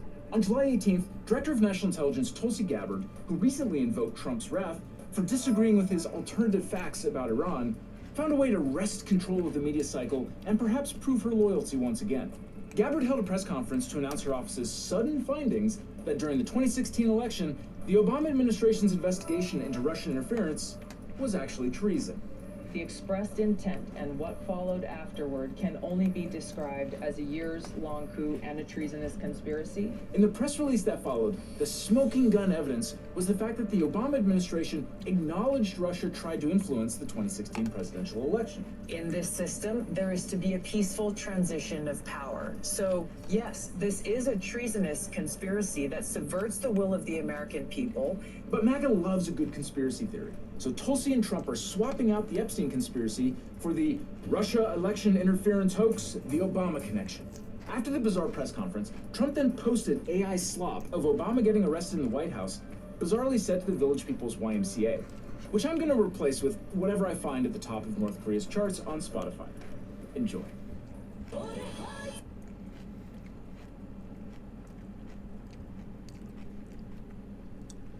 What? Charging President Obama with treason would be even more absurd and ridiculous than the press conference or that video, because treason is a very specific, very serious, and very misunderstood crime. No American has been convicted of treason since 1949. But from a lawyer's perspective, absurd and ridiculous is the legal theme of the Trump administration. So Obama needs to lawyer up now. Let's talk about why. And don't worry, we are not going to forget about the pedophile-shaped elephant in the room. In 2016, an age ago, back when most of us thought it was darkly hilarious that someone as ridiculous as Trump was running for president, there were credible reports from intelligence agencies that Vladimir Putin intended to wage a sophisticated cyber warfare campaign against the United States, specifically to hack the 2016 election into the outcome that would most benefit Russia. U.S. intelligence agencies contemplated several dire scenarios, including the possibility of Russia directly hacking into U.S. election infrastructure like polling stations. And these fears were well-founded. At this point, Russia had spent years perfecting their cyber warfare toolkit, including the first confirmed cyber attack on a power grid in 2015, which led to outages for over 230,000 Ukrainians. The intelligence community ultimately determined that direct attacks on U.S. election infrastructure were unlikely to be successful in any meaningful 3.16 way, mil. but they were blindsided by the other cyber weapon Putin developed during his invasion of Ukraine: social chaos fueled by viral social media. The 2014 invasion, to be clear. Now, Ukrainians were mostly immune to these psychological weapons, as the vast majority of Ukrainians despised anything that tasted of benefiting Russia. But here in America, we don't wash our hands before or after gorging on partisan bullshit. And so in 2016, at Putin's direction, Russia fired their cyber weapons onto the US in a highly coordinated, sophisticated, and well-funded campaign of disinformation and social media outrage. This was done with the explicit documented goal to influence the election in Donald Trump's favor, and to spread doubt about the integrity of the U.S. election system. And while the extent of Russia's impact remains uncertain and debated, it's quite plausible that this was the cyber warfare version of the Ebola virus. If you're a fruit bat, Ebola gives you a tummy ache. Primate? It liquefies your Okay, insides. not a problem. Now, at the same time that Russian government-produced outrage media was going viral in the US, one of Putin's elite hacker groups, known in the intelligence community as Fancy Bear, you can't make this up, succeeded in a direct attack on the Democratic National Committee's servers. Fancy Bear, under Putin's command, then released a trove of embarrassing emails to the public via DC Leaks and WikiLeaks. This sent Putin's active cyber warfare weapons on social media into overdrive, reaching new heights of virality and appeal. All the while, Russia operatives and spies like Marina Butina and Alexander Torshin wormed their ways into the highest echelons of the GOP and MAGA movement with the same mission: get Trump elected. But how much did Trump himself participate in, endorse, or collude with Russia in these activities? Well, renowned Russian policy expert Andrew S. Weiss and artist Brian Box Brown made a graphic novel about it that illustrates the most salient facts. Candidate Trump's behavior created a counterintelligence nightmare for Obama's national security team. Trump held secret talks during the campaign about a big real estate deal in Russia and lied about it. He repeated Kremlin talking points on issues like Putin, Ukraine, NATO, and sanctions. According to investigators, Trump's campaign had 272 contacts and 38 meetings with Russian government-tied representatives and cutouts. He reveled in Russian-backed disinformation and hacking operations against the DNC. And despite extensive press reporting on Russian interference in the election, the Kremlin formally denied any involvement. Yet by September 2016, Putin was cracking jokes in public about the hacks. You be the judge. But as former CIA Director Michael Hayden put it, Russia election meddling was the most successful covert operation in history. And these are the facts, as established by Special Counsel Robert Mueller, who was appointed to lead an independent investigation into what happened. These facts were confirmed by a bipartisan Senate committee that even included then-Senator, now Secretary of State, and flaccid micropenis, Marco Rubio. Of course, Trump said he didn't bother reading the Senate's report. When asked about the report, he said, "I don't know anything about it. I didn't read it. It's all a hoax." Over the years, the Russian election interference hoax conspiracy theory has become MAGA doctrine. In 2020, the Republicans in the House Permanent Select Committee on Intelligence conducted their own investigation, nitpicking the intelligence community's findings. The committee issued a document titled Report on the Manufactured Russia Hoax. Their report largely confirmed the key facts of the Senate report and the Mueller report, but they disagreed on the extent to which Trump was involved and the extent to which Putin was motivated by a Trump victory. The matter was settled. Reasonable minds can disagree. 500K, But then, nice. on July 25th, 2025, Tulsi Gabbard, the controversial head of the Office of the Department of National Intelligence, or ODNI, released a previously classified version of the Republican House Committee's report and accused President Obama and several members of his administration of engaging in a treasonous conspiracy, claiming that their goal was to subvert the will of the American people and enact what was essentially a years-long coup with the objective of trying to usurp the president from fulfilling the mandate bestowed upon him by the American people. But the classified version of the Republican House Committee's report that she released doesn't support those accusations. The report admits that, quote, the bulk of the intelligence community's judgments on Russia's election operations were sound and employed proper analytic tradecraft. So, off the bat, the House report agrees that the intelligence community's assessments were mostly correct. The House committee agreed that Russia engaged in cyber warfare to influence the 2016 elections, that Russia was responsible for the hack on the DNC emails, and that Russia sought to undermine faith in U.S. elections. What the Republicans took issue with was the idea that Putin did this in order to help Trump. They claimed that the intelligence community's assessment was based on insufficient data, ignored contrary information, and wrongly relied on the largely discredited Steele dossier. So, along with the 2020 House report, Tulsi Gabbard's politically captured ODNI released a brief, haphazard-looking memo and a public statement with 6 claims that build their foundation for their treason accusations against President Obama. Let's break these claims down. First, in the months leading up to the November 2016 election, the intelligence community consistently assessed that Russia is probably not trying to influence the election by using cyber means. This is untrue. What the intelligence community actually said is that Russia was not trying to hack election infrastructure. That's different from saying that the Russians weren't trying to influence U.S. elections at all. Even the Republican House Committee acknowledged that the Russians did try to influence the election by using social media and hacking and the release of stolen DNC emails. Second, ODNI argued that on December 7th, 2016, after the election, talking points were prepared for Director of National Intelligence James Clapper, stating foreign adversaries did not use cyber attacks on election infrastructure to alter the U.S. presidential election outcome. No one disputes this. Neither Obama, nor the bipartisan Senate report, nor the intelligence community assessment, nor the Mueller report ever claimed that Russia hacked election infrastructure. The investigations on this topic focused on whether Russia attempted to influence the election by using social media and by hacking and releasing damaging DNC emails. And all the reputable investigations concluded that Russia did that. So Clapper's talking point about hacking election infrastructure doesn't show that he or Obama were lying when they later claimed that Russia tried to influence the election in other ways. Next, ODNI claimed that on December 9th, 2016, President Obama's White House gathered top National Security Council principals for a meeting that included James Clapper, John Brennan, Susan Rice, John Kerry, Loretta Lynch, Andrew McCabe, and others to discuss Russia. And after the meeting, DNI Clapper's executive assistant sent an email to IC leaders tasking them with creating a new IC assessment per the president's request that details the tools Moscow used and actions it took to influence the 2016 election. And went on to say ODNI will lead this effort with participation from CIA, FBI, NSA, and DHS. This is also true and undisputed, and this is how government works. The president holds meetings and tasks agencies with conducting investigations and assessments. The president gets to choose priorities, and the executive agencies try to deliver on them. This was a fast turnaround assignment, given in early December and due in early January, but that fast turnaround was necessary because Trump was about to take office, and the Obama administration guessed, accurately, that Trump wasn't exactly going to be impartial about fact-finding. Next, ODNI alleged that Obama officials leaked false statements to media outlets, including the Washington Post, claiming Russia has attempted through cyber means to interfere in, if not actively influence, the outcome of an election. But this isn't a false statement, nor is it a leak. Every credible investigation concluded the same thing. Even the House Republican Committee had to agree that Russia tried, via cyber means, to influence the election.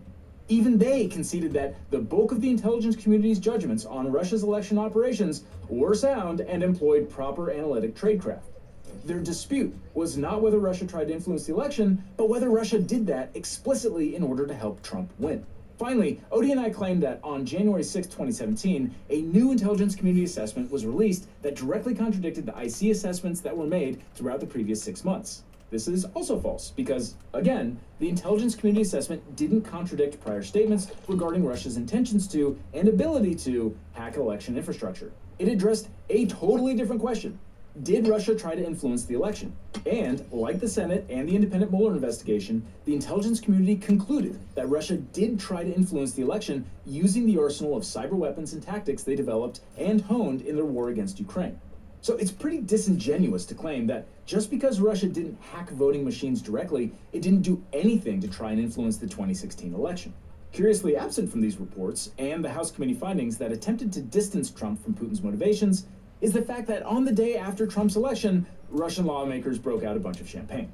Still, according to Tulsi Gabbard, Obama's actions amount to a treasonous conspiracy, and everyone involved, quote, must be investigated and prosecuted to the fullest extent of the law. So she referred the matter to the Department of Justice, which immediately launched a so-called strike force to, quote, assess evidence publicized by ODNI. Pam Bondi promised to leave no stone unturned to deliver justice. I wonder if she'll read the Senate report. In fact, there's a lot of things that Pam Bondi allegedly has on her desk that need addressing. And if Pam Bondi truly wants to leave no stone unturned to deliver justice, she'll read the Senate report. And hopefully do a smidge of legal research, even though what she'll find is really disappointing. That's because treason is an extraordinary charge, by design. It's difficult to prove and rarely prosecuted. America's most prolific treason doers are the Founding Fathers themselves, at least in the eyes of the British courts, which is what we base our own legal system off, by the way. But central to the American legal experiment was the concept that the government was based on the consent of the governed, not divine rule. So in order to have a democracy, citizens had to be empowered to debate and push back against their own government. As Justice Robert Jackson said in Kramer v. United States, the basic law of treason in this country was framed by men who, as we have seen, were taught by experience and by history to fear abuse of the treason charge almost as much as they feared treason itself. In fact, the founders were so concerned about the over-prosecution of treason that they even included the definition of treason in the Constitution. Quote, treason against the United States shall consist only in levying war against them or in adhering to their enemies, giving them aid and comfort. No person shall be convicted of treason unless on the testimony of 2 witnesses to the same overt act or on confession in open court. If the Trump administration were to actually try to pursue treason charges against Obama and his associates, the first prosecutorial question is, were they trying to levy war against the United States? That would be a very tough argument, because the Supreme Court has made it very difficult to demonstrate that someone has levied war against the United States. The most famous case on this topic relates to America's ambitious, anti-slavery, arguably feminist, act fast, think later, original gangsta Aaron Burr. Yeah, that's not the real Aaron Burr. Not long after he turned Alexander, I think president should rule for life Hamilton into a Facebook post, Burr went on to lead a conspiracy to create an independent nation in the American Southwest. Burr and his comrades assembled a private militia and planned to seize enough land to start a new country. His co-conspirators, Bowman and Swartwout, were first to go to trial on treason charges, and their cases, ex parte Bowman and ex parte Swartwout, ended up before Chief Justice John Marshall in the Supreme Court. And even then, the Supreme Court dismissed the treason charges, holding that the alleged Come on, man, you like not robbed constitute me. war against the United States within the meaning of the treason clause of the Constitution. Chief Justice Marshall found that it was not enough to conspire against the country by recruiting troops, procuring maps, and drawing up plans. Conspiring to levy war was distinct from actually levying war. A person could only be convicted of treason for levying war if there was an actual assemblage of men for the purpose of executing a treasonable design. Burr then got his treason charges dismissed under the same theory. So if drawing up maps and recruiting troops isn't sufficient for a treason charge, the allegations ODNI has leveled against the Obama administration definitely wouldn't cut it. The ODNI's public statements and the documents the agency released essentially accused the Obama administration of misleading the American public about Russia's influence in the 2016 elections. That's not exactly an act of war, and it's definitely not an actual assemblage of men for the purpose of executing a treasonable design. The second potential path to a treason conviction is if anyone in the Obama administration gave aid and comfort to the enemies of the United States. This, again, would be difficult to argue. Not that some poor attorney at DOJ won't be tasked with trying. First, what enemies of the United States did Obama give aid and comfort to? The Russians? The intelligence community report actually clearly identifies the Russians as enemies of the United States, and Obama himself told the Russians to cut it out regarding election hacking. In early September, when I saw President Putin in China and tell him to cut it out, there were going to be some serious consequences if he didn't. So it's unlikely that anyone could argue that Obama was giving Putin aid or comfort. Or maybe the enemy the Trump administration would be referring to is the Democratic Party itself, since he's previously thrown around the accusation that Democrats are the enemy from within. Either way, this is unlikely to stand up in court. But let's say, for the sake of argument, that the Trump administration could identify an enemy that the Obama administration had assisted. Trump would still have to prove that Obama or his administration gave aid and comfort to that enemy. The standard for that is actually quite high. In the landmark Supreme Court case Kramer v. United States, Kramer was a naturalized American citizen born in Germany and charged with treason for allegedly helping German soldiers sneak into the United States during World War II to launch attacks on behalf of the German government. Once again, the court dismissed the treason charges against Kramer on the grounds that what he did, having some drinks and casual treasonous talk with an acquaintance who was secretly conspiring against the U.S. government, was not legally sufficient to be considered aid and comfort.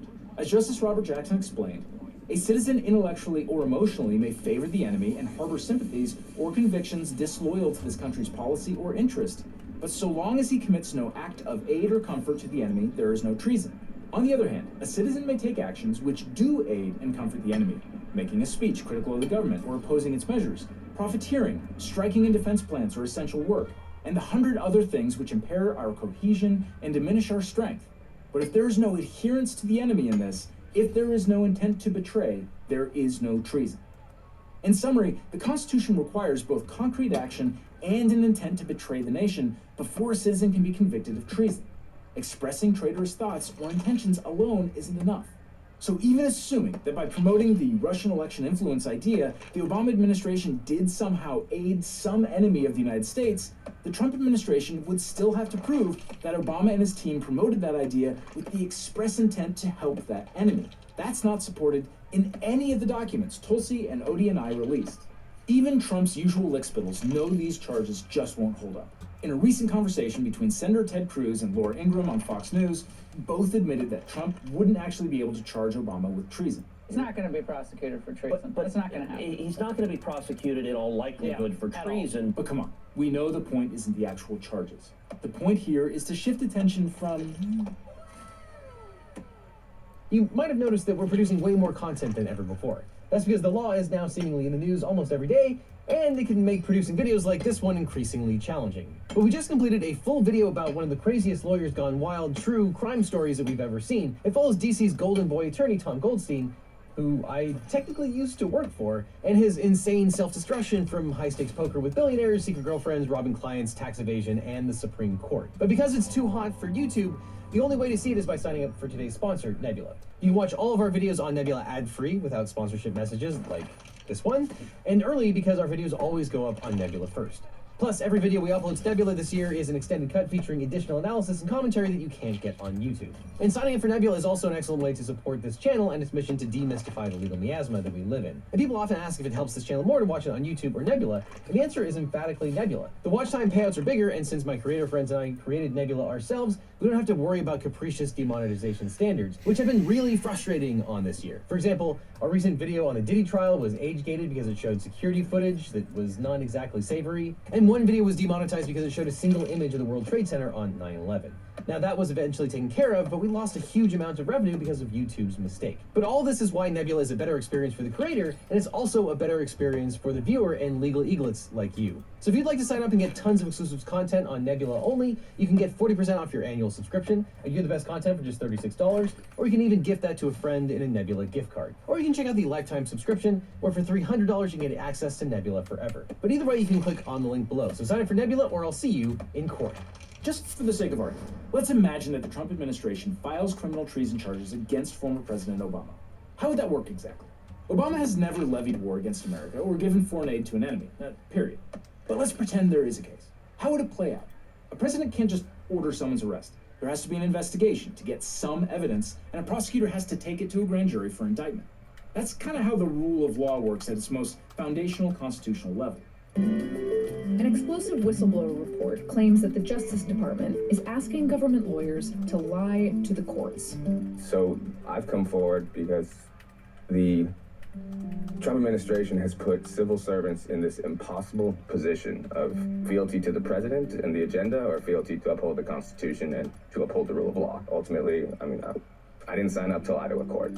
That was whistleblower Erez Ruveni, who alleged that DOJ senior officials, including Emil Bove, who, as Liz Dye recently explained, has been nominated to serve as a federal appellate judge, urged DOJ prosecutors to submit misleading information to courts and defy federal court rulings. Bove says, and if some court were to issue some order that prevents that from happening, we would have to consider telling that court, quote, fuck you. The conditions Ruveni described led to a mass exodus of DOJ lawyers who refused to violate their duties as officers of the court. So using Bondi's new DOJ playbook, let's imagine how the Justice Department could bring a treason case against Obama. The Attorney General could take the conservative route and appoint a special counsel like Robert Mueller or Jack Smith to investigate and issue recommendations. But special counsels move slowly and run exhaustive investigations. And Republicans have claimed that the special counsel statute is unconstitutional anyway, so this may not be Bondi's preferred route. Instead, she could pick a loyal DOJ attorney. Let's call him Ed. And Ed passes the most basic requirements of having a law degree and passing the bar exam. So Ed with a law degree can take this case straight to a grand jury. Before anything hits a courtroom, FBI agents would need to open a formal investigation, gather evidence, and build a legal theory more substantial than I saw it on Truth Social. Ed with the law degree would then take the case to a federal grand jury. A federal grand jury is usually 16 to 23 ordinary citizens chosen at random from voter rolls. Grand juries are sworn to secrecy, and their deliberations are strictly protected. Grand juries don't determine guilt or innocence. Their job is to decide whether there's probable cause to believe a crime was committed. The grand jury process is one-sided by design. The defense can't present evidence, most rules of evidence don't even apply, and the standard is just probable cause instead of proof beyond a reasonable doubt. Prosecutors almost always get their indictments, hence the saying that a good prosecutor could indict a ham sandwich. Seriously though, prosecutors usually get indictments because they have evidence that someone committed a crime, and it's deeply professionally embarrassing for a grand jury to say no. But lately, some federal prosecutors aren't even bothering to make the sandwich. According to the Los Angeles Times, U.S. Attorney Bill Asaley, who oversees federal prosecutions in Southern California, has been pushing his office to bring cases that don't meet the DOJ's own standards for prosecution. 3 Justice Department officials say Asaley told a subordinate to ignore the federal government's justice manual, which explicitly instructs prosecutors to only bring charges they believe that they can prove at trial in order to prosecute protesters. Instead, Asaley allegedly demanded that prosecutors press on and secure indictments not based on evidence, but based on orders from Pam Bondi. That's not how the system is supposed to work. But the system can push back. Grand juries have reportedly refused to indict skeptical of the thin evidence presented in these protest-related cases. Remember, grand juries nearly always indict. When they start saying no, it's a red flag that something is seriously off. And another sign that something is seriously off in the DOJ, court filings show that some prosecutors have refused to sign their names to contentious cases, forcing Asaeli and his second-in-command to sign the pleadings themselves. So when your own prosecutors won't touch the case, maybe take the hint. The government's case against Obama would be even more challenging because Washington, D.C. juries tend to be more skeptical of government prosecutions. Add in the fact that many D.C. voters have been laid off or fired by Donald Trump, and Kamala Harris won 92.5% of the district's total vote in 2024. For all these reasons, I think it's pretty unlikely that a D.C. grand jury would ever indict Obama for treason. To actually indict President Obama, Ed with a law degree would probably need to find a district with jurors who are friendlier to Trump. But that would open up a whole other can of jurisdictional worms. It's not like Bondi can just run down to Florida and get a quick indictment against Obama because the alleged criminal acts happened in Washington, D.C. But let's say Ed and Pam actually manage to find a panel of grand jurors who think that it's likely that Obama committed treason, and they vote to indict. Then what? From there, the legal process unfolds much like it did with Trump's criminal cases. The indictment would be filed under seal, then the prosecutor would seek an arrest warrant or notify the former president to voluntarily appear in court. So once again, we would see the Secret Service detail flanking a former president as he walks into a courtroom. We might even get a mugshot. Obama would probably be wearing a tan suit. But by the rules of executive immunity that the Trump administration fought feverishly to protect and expand, Obama is immune to criminal prosecution for any actions he took while in office. At least, that's the theory of executive power that the Trump administration has been running with all year. Obama's legal team would promptly file a motion to dismiss, and the most powerful tool they've got is the same one Trump used to shield himself from criminal prosecution. As Devin explained last year, Special Counsel Jack Smith accused then former President Trump of conspiring with Justice Department officials to pressure states into overturning the 2020 election. But in Trump v. United States, the Supreme Court ruled that presidents are absolutely immune from prosecution for core constitutional acts and presumptively immune for official acts within the outer perimeter of their duties. The decision gave us a presidential immunity map. It starts with a president's core constitutional acts, which are given absolute immunity. These are things like pardons, commanding the military, and firing cabinet officials. These actions are clearly within the president's constitutional powers. The president also has presumptive immunity for acts within the outer perimeter of presidential duties. This is the fuzzier stuff, like communications with the Justice Department, meetings with advisors, and public speeches. Prosecutors can try to rebut this immunity, but the burden is entirely on them, and they can't use communications from the president or his inner circle. Finally, the president gets no immunity for unofficial acts. These are things like personal business, campaign activities, or criminal acts done outside the context of the presidency. Crucially, the Supreme Court also ruled that evidence from a president's internal communications, including testimony or private records from advisors, cannot be introduced at trial if it would reveal protected official conduct. This places a significant limit on what prosecutors can use in court. Although Justice Roberts said no president is above the law, the constraints placed on prosecutors by Trump v. United States makes prosecution of ex-presidents nearly impossible. So under this framework, any charges against Obama would almost certainly fail. Take Tulsi Gabbard's claims. She alleges Obama weaponized intelligence to launch a coup against Trump. But the 2016 Russian interference reports were produced by intelligence agencies and confirmed by a bipartisan Senate committee. Even if Obama shaped the messaging, national security is a core presidential duty, squarely within the immunity zone. She also accuses him of spying on Trump through the FBI's Crossfire Hurricane probe. As we've already explained, these kinds of national security decisions, whether good, bad, controversial, are likely well within the outer perimeter of presidential duties, meaning they're presumptively immune under Trump v. United States. The wildest claim? That Trump orchestrated a fake elector plot in 2016, an election Trump won. Straight out of the every accusation is a confession playbook. Even if Obama had pushed for alternative slates of electors or meddled in certification, what matters is the nature of his acts. Did he talk to his attorney general about it? Well, that's an official act. Courts said such conversations are absolutely immune. That's why Trump couldn't be prosecuted for pressuring DOJ officials. And it's why Obama couldn't be prosecuted for supposedly talking to Eric Holder about helping Hillary Clinton. Even if Obama had gone rogue and, offered suitcases of cash to fake electors, prosecutors in the era of the Roberts Court would still face the same impossible burden, proving it was unofficial conduct without using internal communications or testimony from advisors. The bottom line is this: Trump v. United States built a legal fortress around the presidency. If it shields Trump, it should shield Obama too. Unless, of course, the Supreme Court decides immunity only runs in one direction. Even though Trump v. United States established sweeping immunity for a president's official acts, there is little to stop the court's Republican majority from carving out exceptions where it suits them, especially if the target is a Democratic ex-president. The court could narrow the ruling's application by declaring that certain acts fall outside the scope of official conduct. They could also label Obama's actions as personal, politically motivated, or otherwise not tied to core constitutional duties, even if they closely resemble Trump's immunized behavior. In other words, the same court that gave Trump a blank check could turn around and claim that Obama paid with counterfeit. I don't think that's going to happen, but I could have said the same thing about many of the court's decisions during Trump's second term, when SCOTUS has repeatedly made sweeping pro-Trump rulings on its shadow docket. With this court, apparently certain precedents only apply when your name is Donald Trump. As Obama put it in his official response to the allegations of treason levied against him, quote, "Out of respect for the office of the presidency, our office does not normally dignify the constant nonsense and misinformation flowing out of this White House with a response. But these claims are outrageous enough to merit one. These bizarre allegations are ridiculous and a weak attempt at distraction."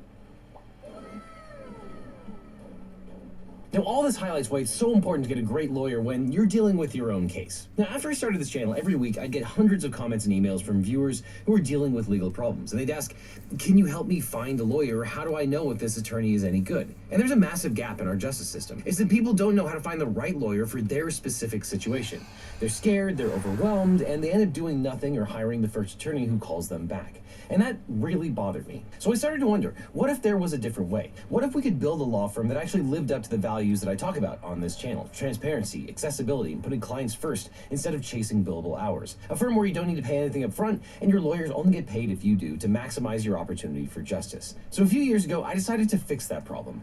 I decided to start my own personal injury law firm. And honestly, it wasn't an easy choice. But I realized I was in this unique position. I had this platform, this community, and the experience. Not to get rich, trust me, there are easier ways to make money than starting a law practice. But we did it because access to justice shouldn't be a luxury. Because finding the right legal representation shouldn't feel like playing Russian roulette with your future. And when you work with my firm, you're not just getting a lawyer. You're getting a team that understands that behind every case is a real person with real stakes. If we can't represent you, or you're in a state where we don't practice, we'll take the time to try to match you with an attorney in my personal network of lawyers. A national network of some of the best lawyers in the country who actually specialize in what you're going through, located right where you are, not just whoever happens to be available. So if you're dealing with a personal injury, a car crash, a data breach, sexual harassment, a social security or workers' comp issue, give us a call at the number on screen or click on the link below. Now, I can't represent everyone that watches this channel. I wish I could, but what I can do is make sure that when you need legal help, you have somewhere to turn to that you can trust. So whether it's me handling your case or the incredible attorneys we partnered with, you'll get the same principles of honesty and education that we bring to every video. And if you're dealing with a legal issue and you're not sure where to start, check out the link in the description. Let's have a conversation about how we can help you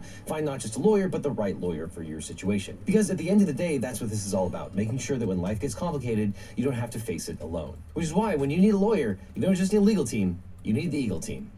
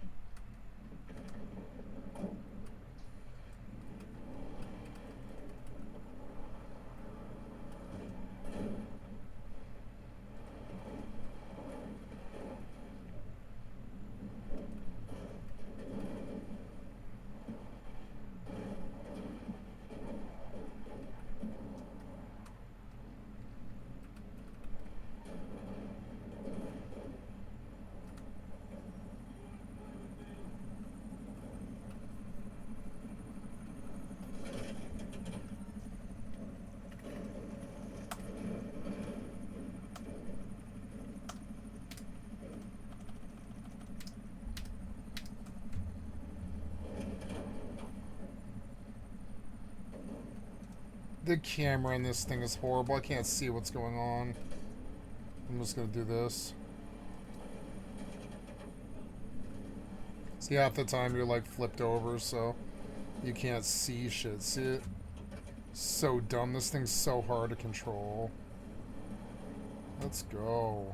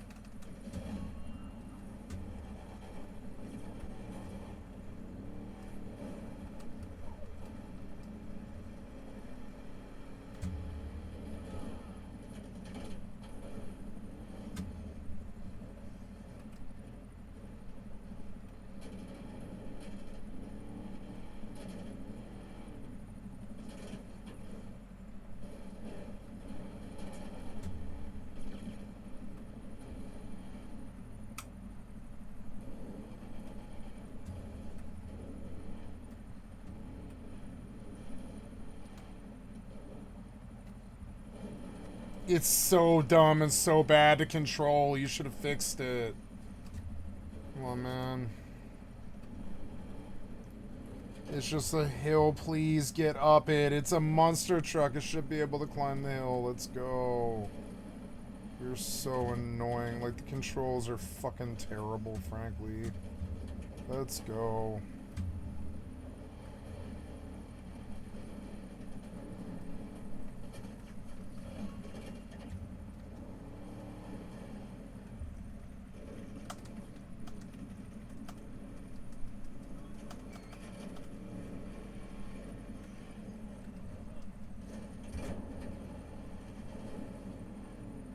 Like, I spend more time upside down than up right side up. It's so stupid. You don't think that might be you? That's you, developer.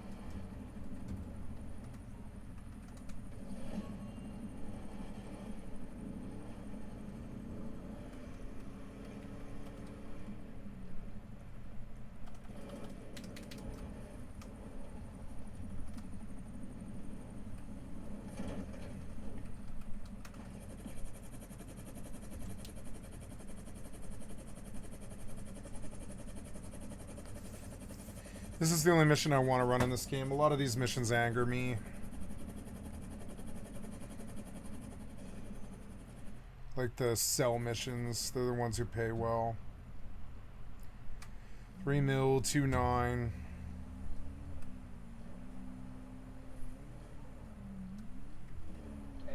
that, I believe, is everything sold. Next time you see those weapons, they'll be on the news. Oh, damn. And then the bike disappears. Oh no, there it is.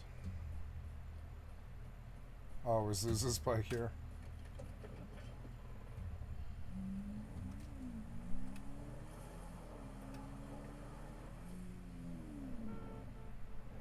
Ooh, I landed it. I can't believe I landed that. Now look around, the bike's gone. Who knows? No clue. I'm like, this happens every time too. I'm like, where am I? Where's the bike? Changing the camera doesn't really help. You're like, where'd the bike go? It's like, poof, gone.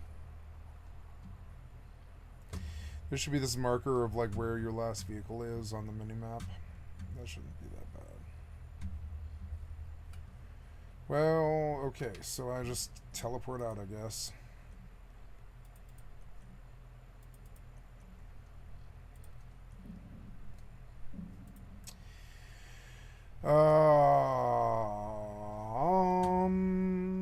I will go back and look for some more mortal stuff. 14.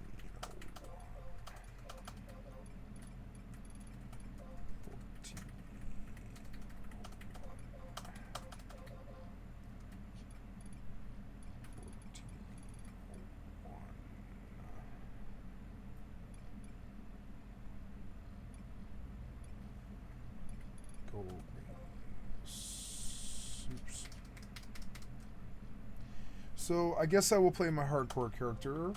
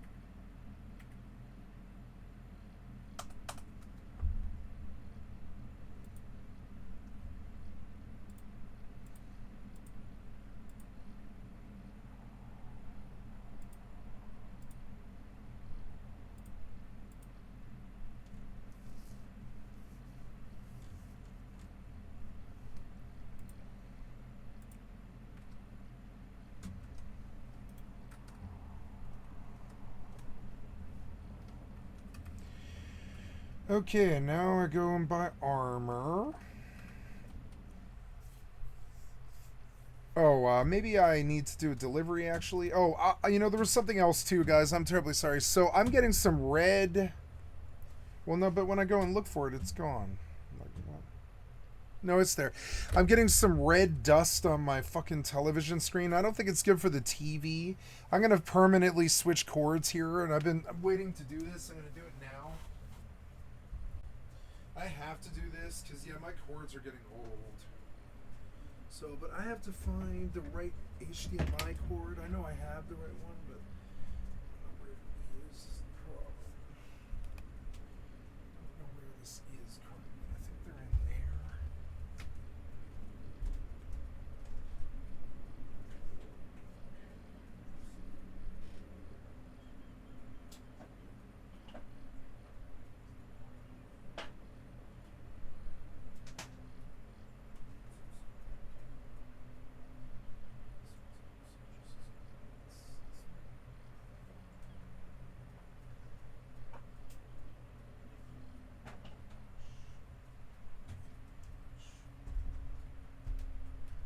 First, we're going to try and see if it reaches. So, HDMI to display out.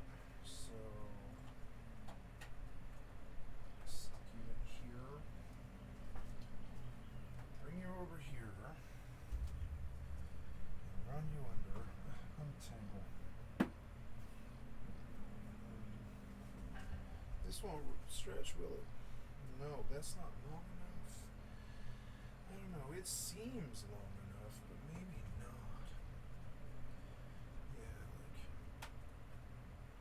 No, that's not long enough. That sucks. Maybe if I just replug the cord. Let's see.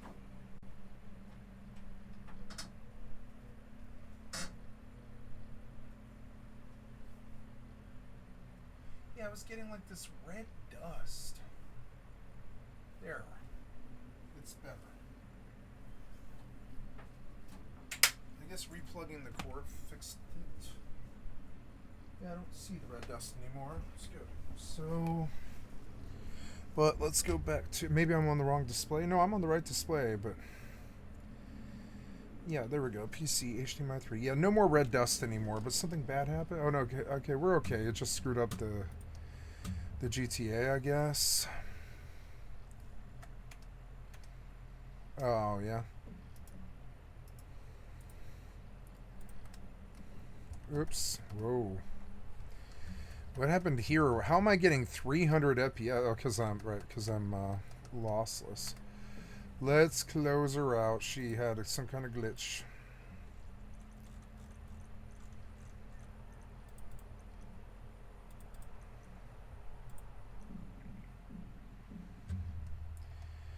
That's okay.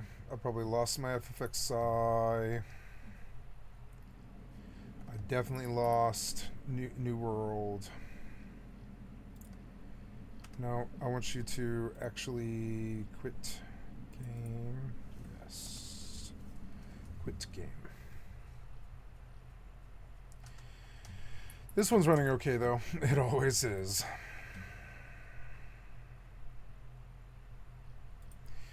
Okay, I fixed my red dust problem. It was that the connection wasn't solid.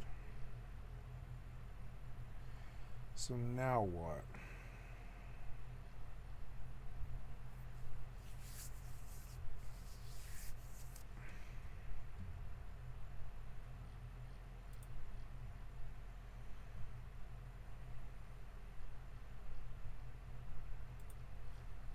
Oh, oops, there we go.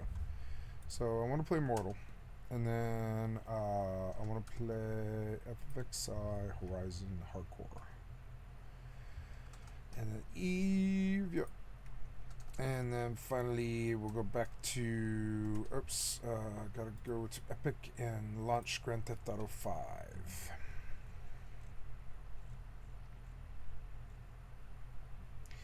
Red Dead Redemption 2 is $15 right now, and I kind of wish I had that. But I don't know. I don't think it's the same thing.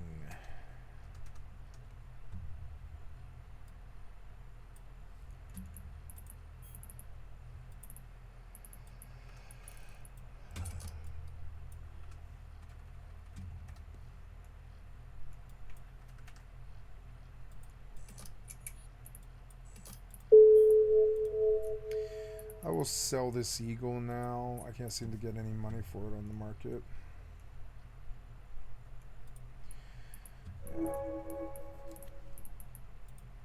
And then we'll sell a Garista shuttle.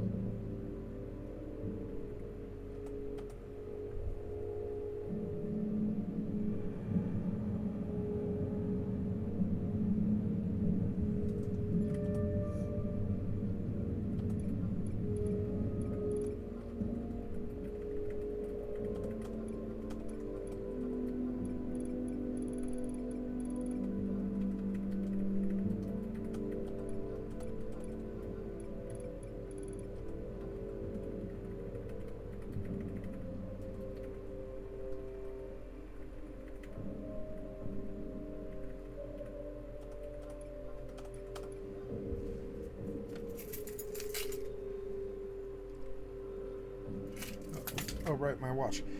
What is 8400 times 12? The answer is 100,800.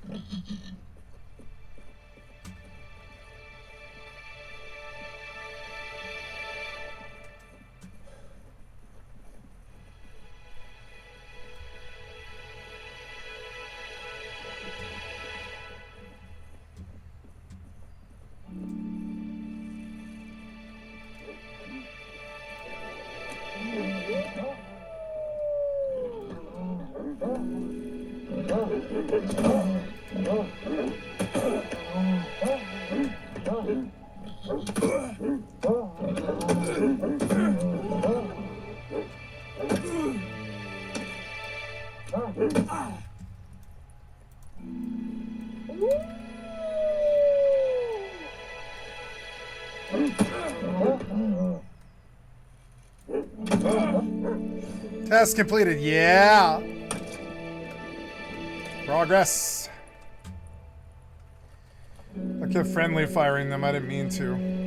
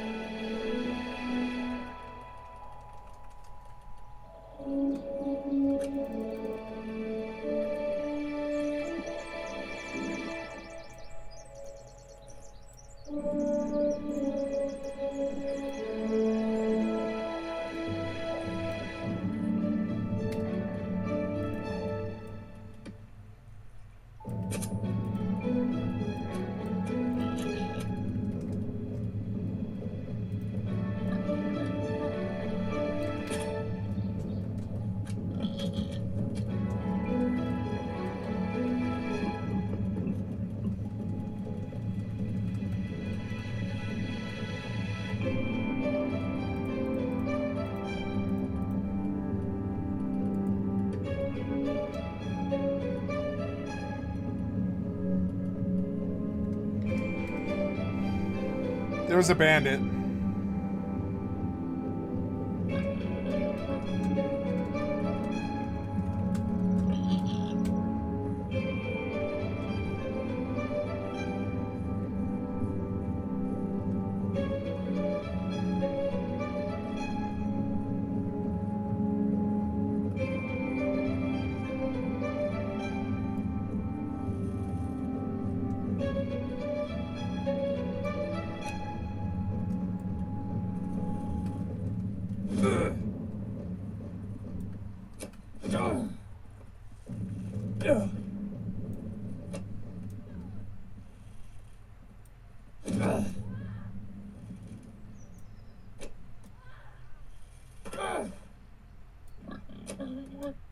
Killed her.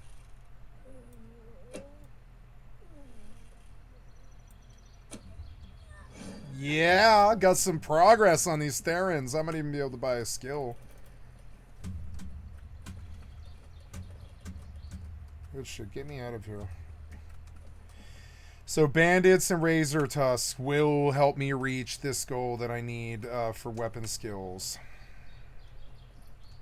I'm gonna go back and turn in now.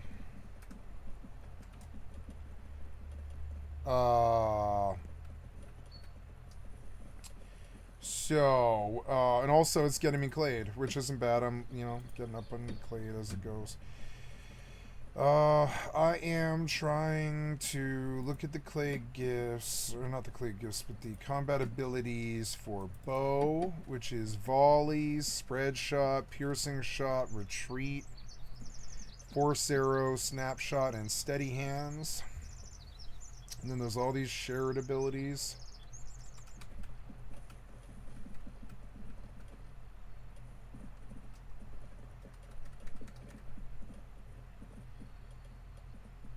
I like rejuvenate. We'll have to get rejuvenate.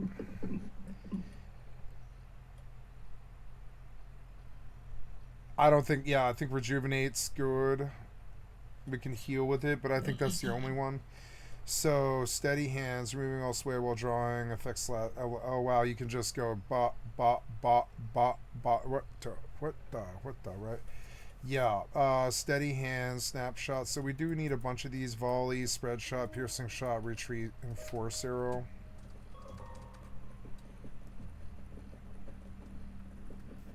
It was challenging to do this, frankly. It also took weeks. Like I don't know. I'll have to go back and pay my upkeep maybe once at some point. I think there's like, I don't know, 46 days left in my house though, so I really don't have to worry. Nothing's, I mean, the door's shut, nothing bad's happening there.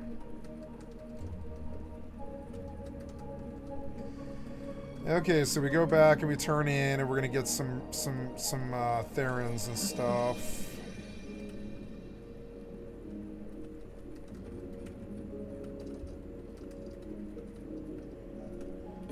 Okay, silver, 2 wooden Therans, which is good, that's real progress, and then we take another one. Maybe there's wolves nearby, which does give a Theran because it's better than nothing at all. Will you give me a wolf tasks close enough? Yeah, there are wolves close enough, so that's a good enough you know, middle ground. Oops, I've got to go back and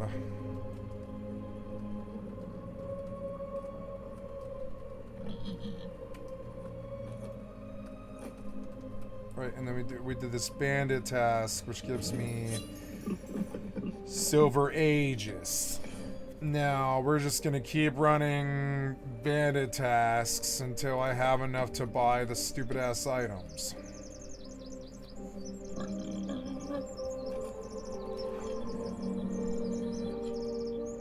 Thwart, hilt strike, split, tools of the man, elegance of form, essentials of self, invigorate, rejuvenate. So rejuvenate's the one that I want.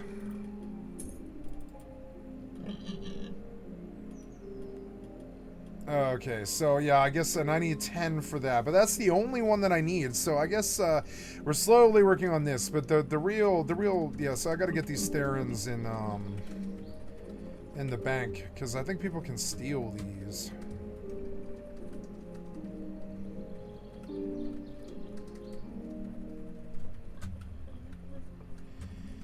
Yeah, so these Therans go in the bank. I'm gonna, yep, Silver Aegis and Therans, Silver Aegis, and where did the Therans go?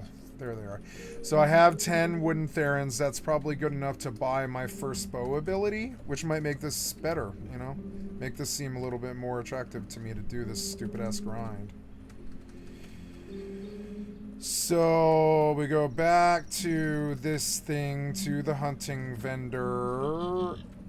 Yep. And we buy our first bow ability. Sting, sling thrust, impale, snapshot, piercing shot. So we could buy this, so we need to figure out which one we want to buy. So there's volley. Loose a volley of up to 3 arrows. Draw speed is greatly increased. I bet that one's probably the best. And then spread shot. Loose 3 arrows at once. Cancer bow and loose 3 arrows at once. Spread shot. Retreat. Force arrow, that's a knockback. Ooh, knockback might be really good. So piercing shot, volley, piercing shot, chasing bullseye, so volley. Snapshot.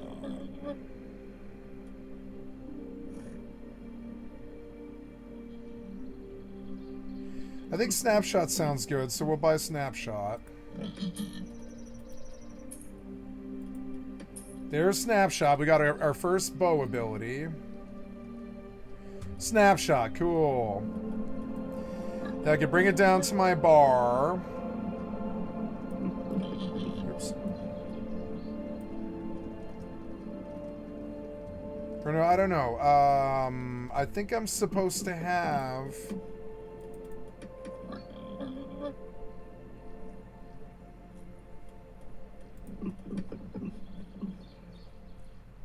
Oh, thrust as default attack. I don't know. Chats.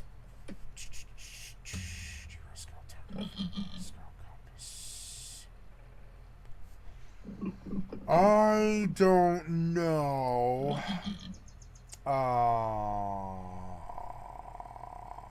I don't know how to do...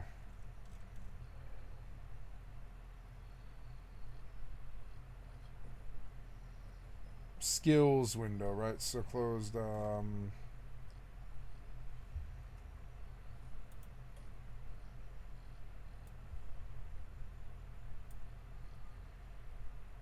Oh, I see. I see. Oh, okay, okay.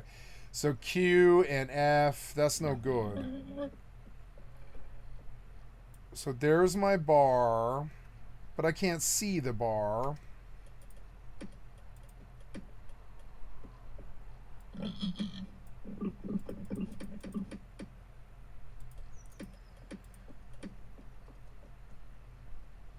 Oh, here we go. I want center and ability bar. There we go. And where's the ability bar, though? But wait, but where's the ability bar? Oh, weapon fatality is random. Mangle, skull, mangle.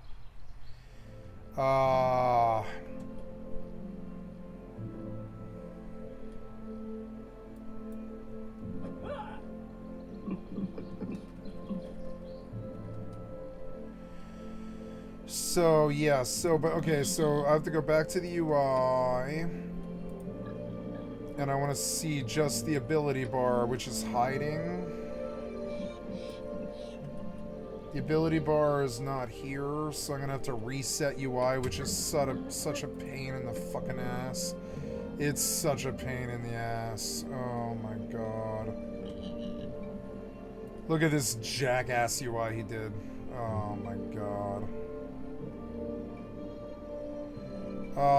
Where's the ability bar? I don't think it even really, like, fixed it either.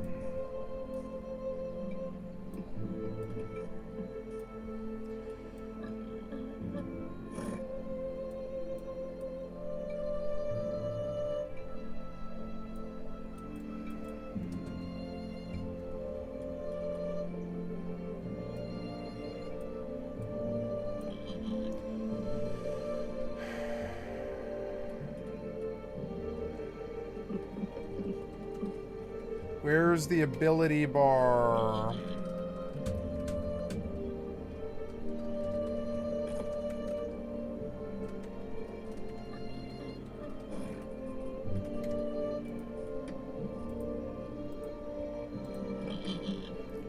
Where's the ability bar?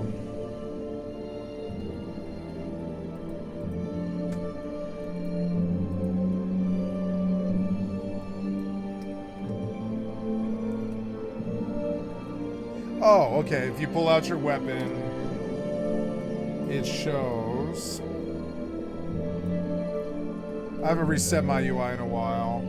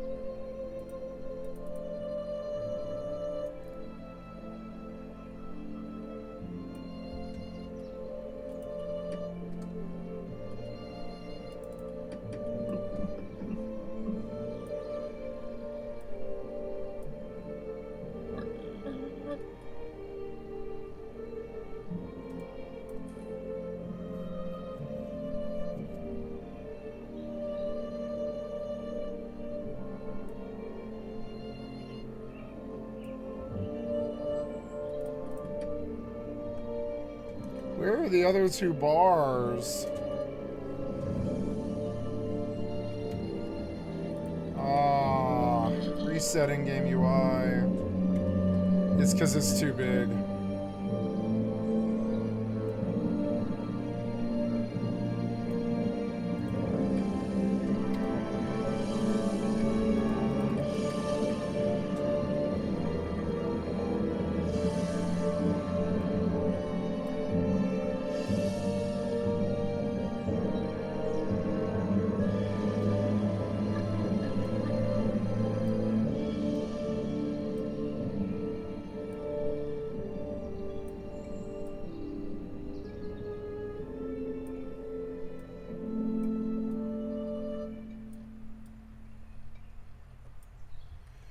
I don't know, maybe I like the smaller UI. It's squintier, but it makes the game screen a little bit better.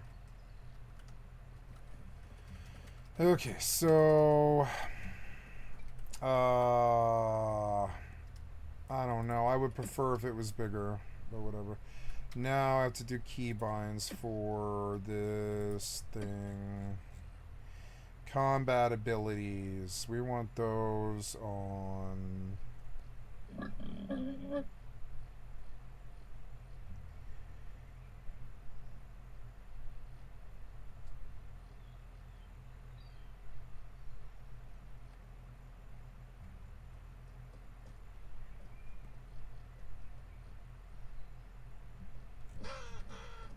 One, two, three, four, five, and then maybe I'll put them on 6, 7, 8, 9, 10, I guess, or I don't know. Maybe it should be Q. I definitely don't want it to be F. Q.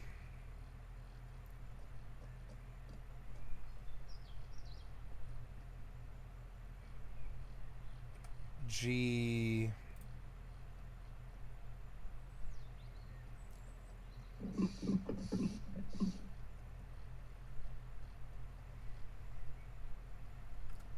Y, H,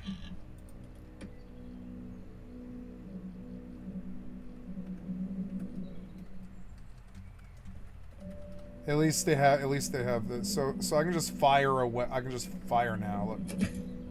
Look, it's just an instant fucking fire. Nice. So that made this worth it. So now I see that I don't think I need to kill bandits actually. That did look cool. Cause yeah, I don't think the soldier vendor. I dropped spear, so I don't think I need to worry about these like things, these health strike things, or split or any of that. Carve, fracture, forceful strike.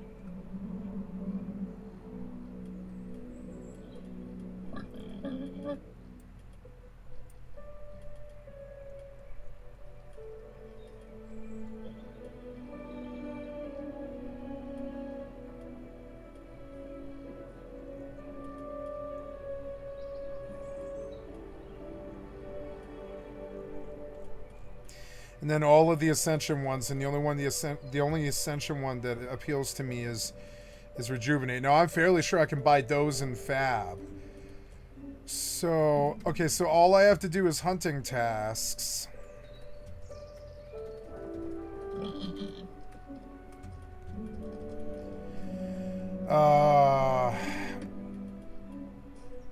If I wanted to do spears again, I could do it, but I don't think I want to do spears again. I don't like the melee in this game. I really don't appreciate it.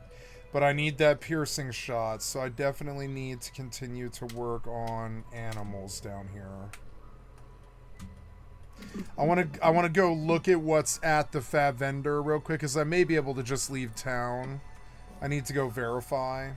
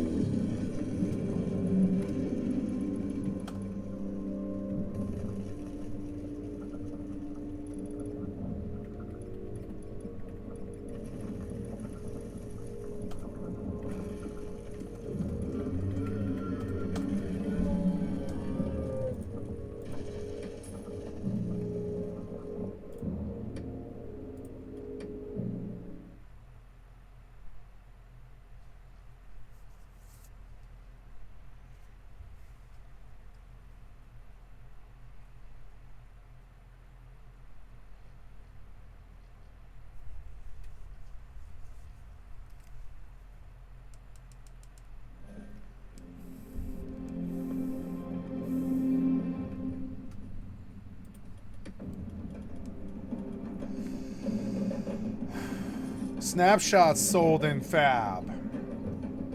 Yeah, I can afford it right now. Snapshot. That's the one I just bought here. That's the one I just bought in fucking back T. I'm learning that I don't care about these abilities very much, and I'm probably going to come back to Fab. I mean, they're nice and all. Oh, my phone's ringing up.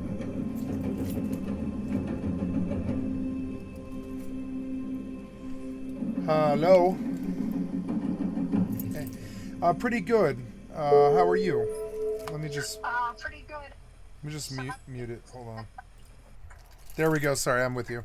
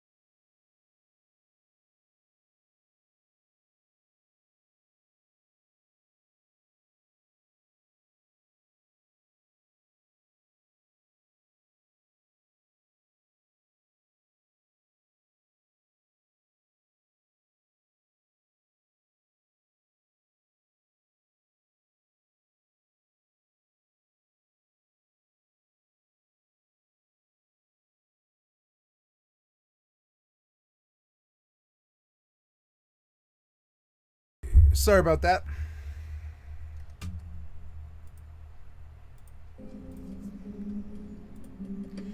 I wish this keyboard had a mute. I guess I'm gonna get used to whatever the fucking thing is. It's like, there, is function print. There we go, there we go. Function print. Okay, function print. Okay. Function print, and I can mute it. Function print, function print. Bandit, or no, sorry, I'm here looking at stuff, and I see that, I could have bought the one thing I shouldn't have bought. Sting, precise strikes, and snapshot. I could have just bought snapshot here. Sting, precise strikes, and snapshot. I should have just bought those here. I don't know. I bought the one thing I shouldn't have bought.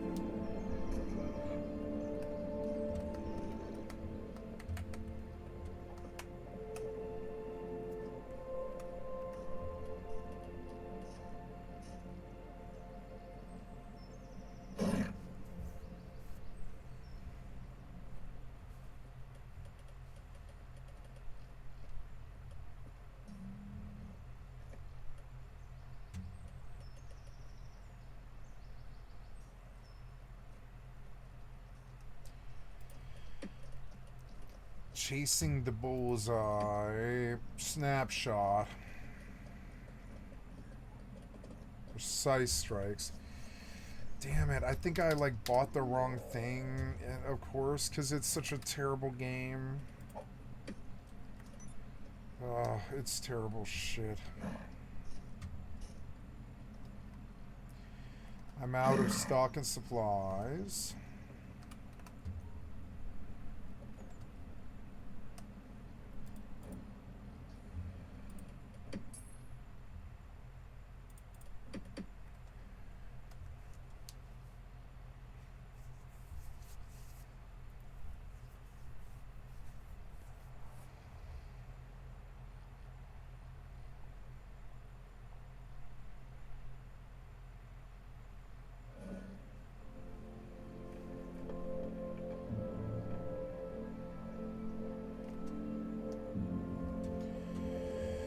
Okay, so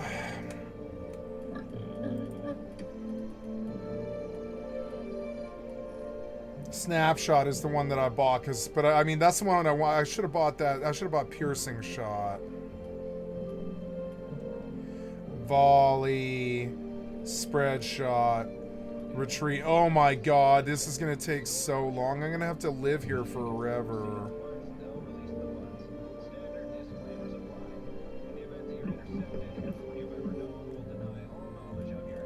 All of the chasing the bullseye is in this town, which is so stupid.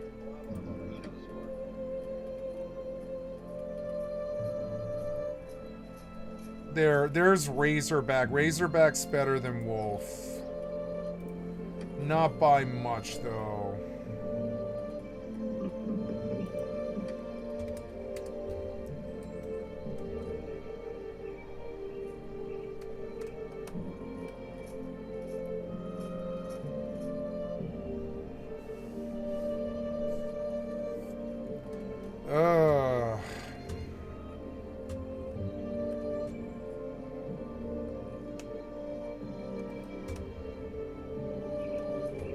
This is the worst grind I've ever experienced, I think.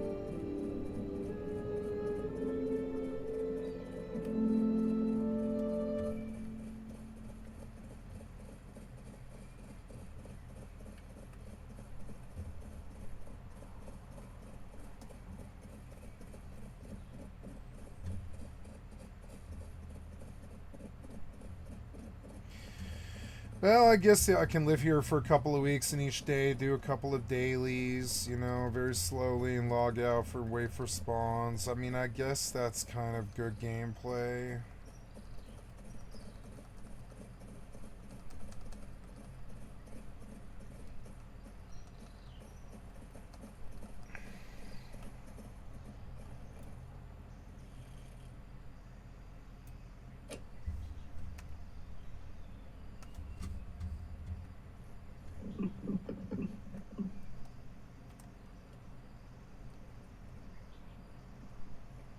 And it took the dog a while to get here.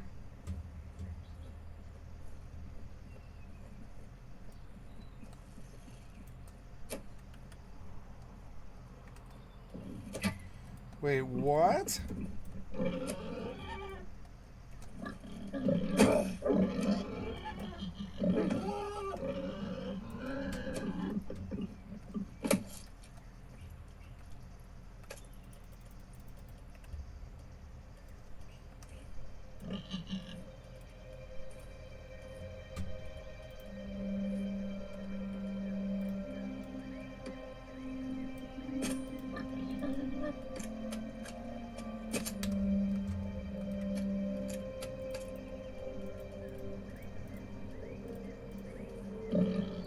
I brought 5 gold out here for some reason, which is just dumb.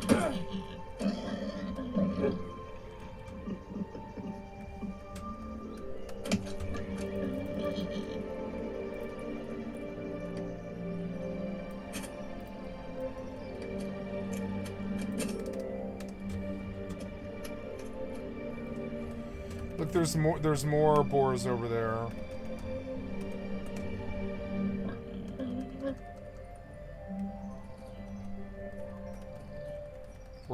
The adventurer. I'm not messing with you.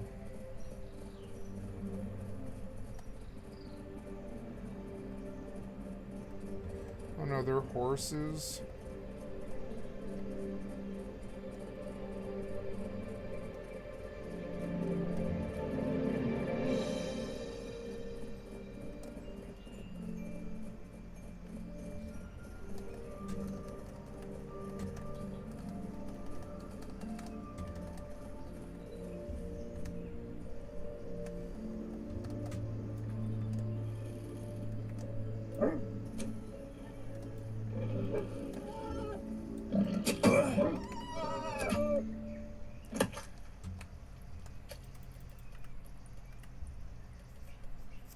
Wait, can you just spam it?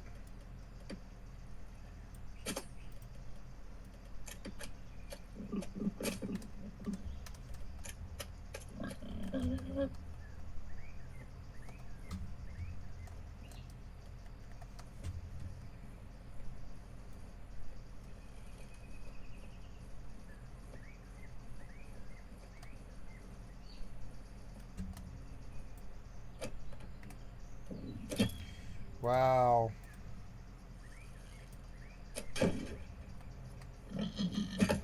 Wow, that makes it way easier.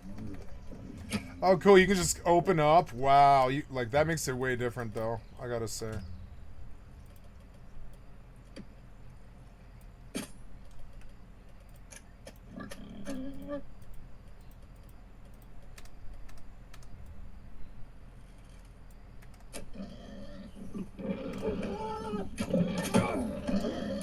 I can just like spam arrows into their chest. It's gonna be awesome.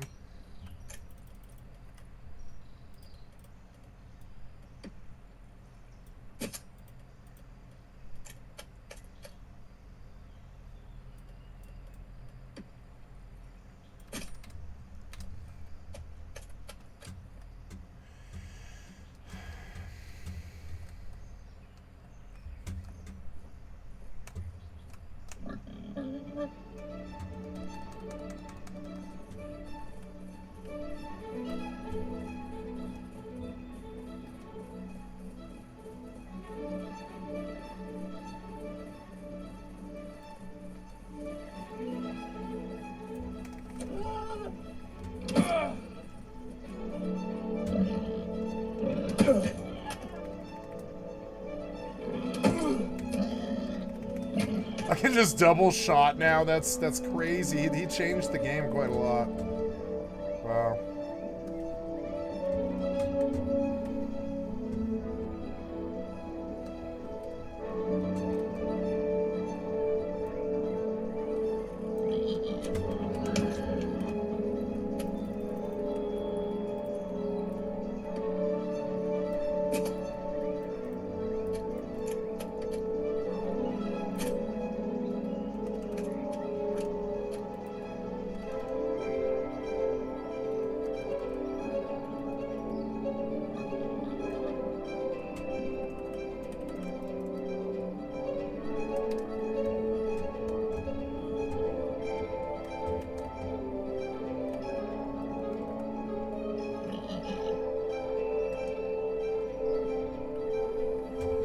Oh no, can I make this in 5 minutes? I don't know, let's try though.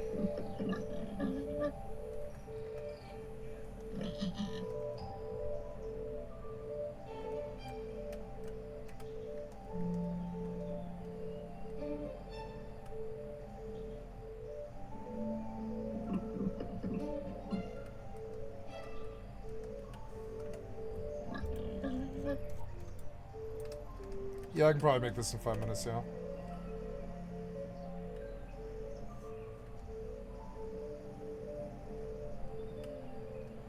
If the harassment's not really, really bad.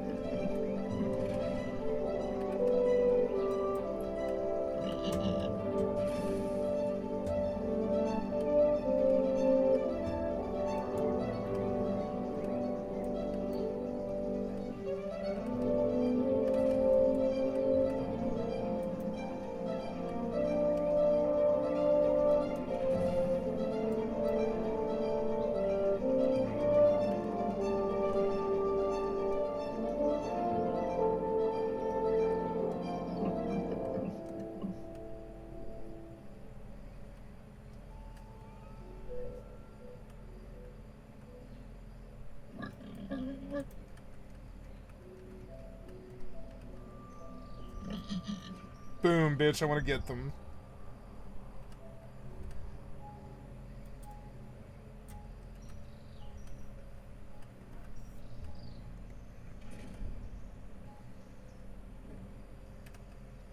It's weird, when you throw grenades, they seem to fall back. It's sort of odd. Well, I'm glad I was still able to do this mission, even though it was like 3 minutes, or 8 minutes in.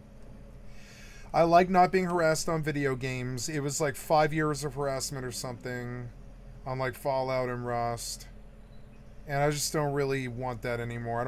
I spent 5 years of my life being harassed on video games, and I don't want that anymore. Fuck that bullshit. I'd rather just play PvE. There's enough games and stuff to do where I don't need PvP, you know. I enjoy PvP until the honorless scum fucking ruined it and made it this toxic experience all the time. There's people flying on planes over there, which isn't too good. I'm almost to my goal.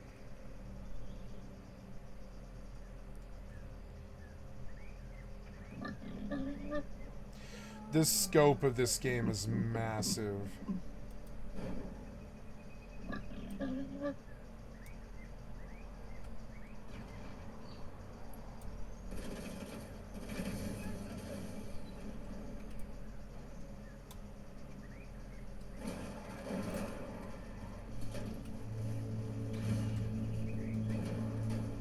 I think I got one of them. I think I did get one of them.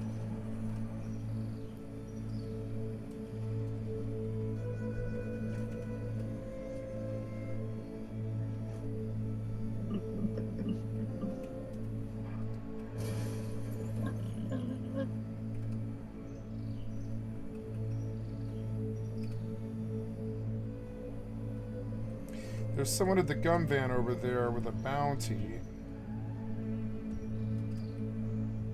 I wonder if I can snipe him. Nice, got my money. I sat out there in those parts for like 8 minutes AFK and nothing happened to me. Let's go snipe this guy.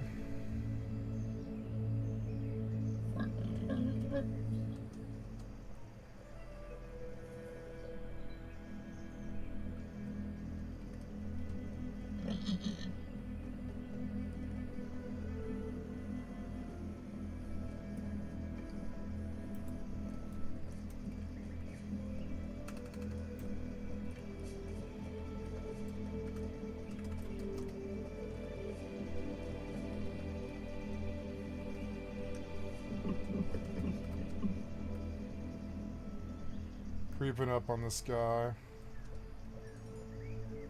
Go away. Go away. Now let's close.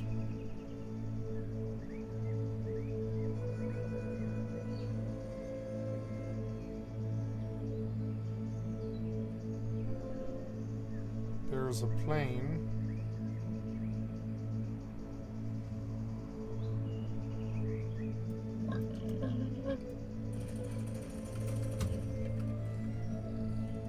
TTV bunny banger. Aw. Got him.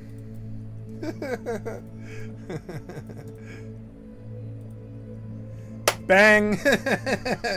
Bang a streamer for fun day. Sorry, buddy, I know it's toxic, but I tried to steal his plane, but I couldn't. Where's my tour dog? Are you still with me, tour dog? I don't think you are. Where could you possibly be?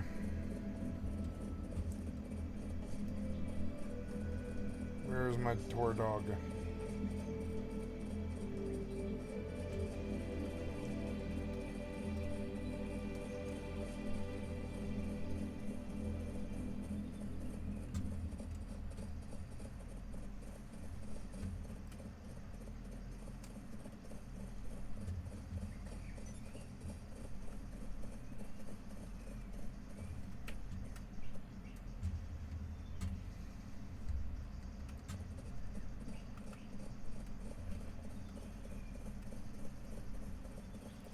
Where's this tour dog? I lost my dire wolf, or my dire wolf. I lost my dire wolf, I guess. Oh no, he's back there. There he is. There you are.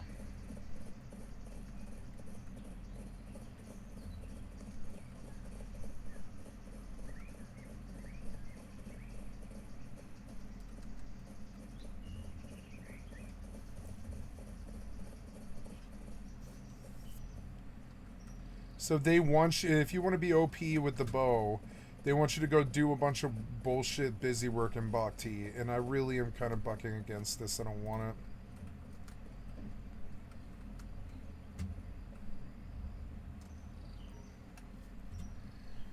I don't know. Yeah, it should, I mean, I don't know.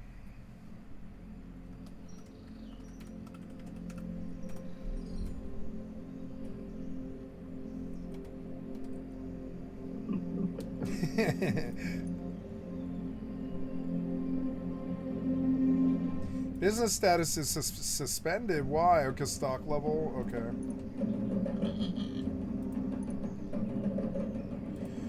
No, I think I'll just buy supplies here for a little bit.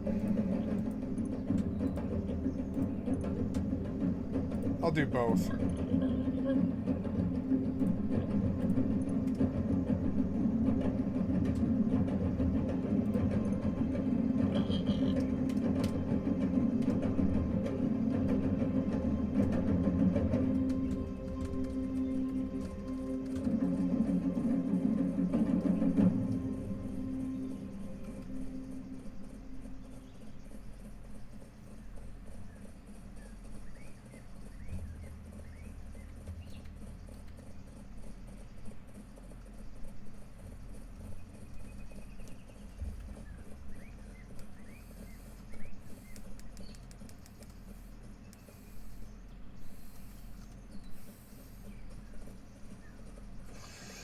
I feel like I can civilly sit in protected lands on Mortal, which makes it much, much better. Yeah, it's pretty good.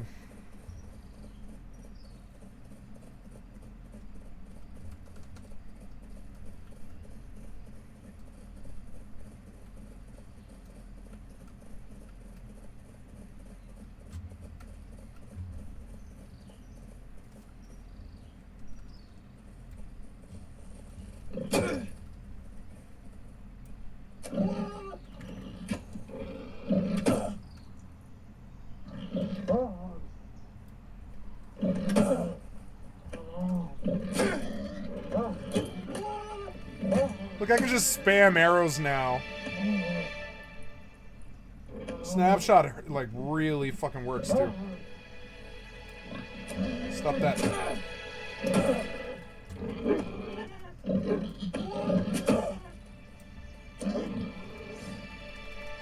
Nice, I got my direwolf task. Maybe I can just grind this for a while. I actually don't mind it that bad.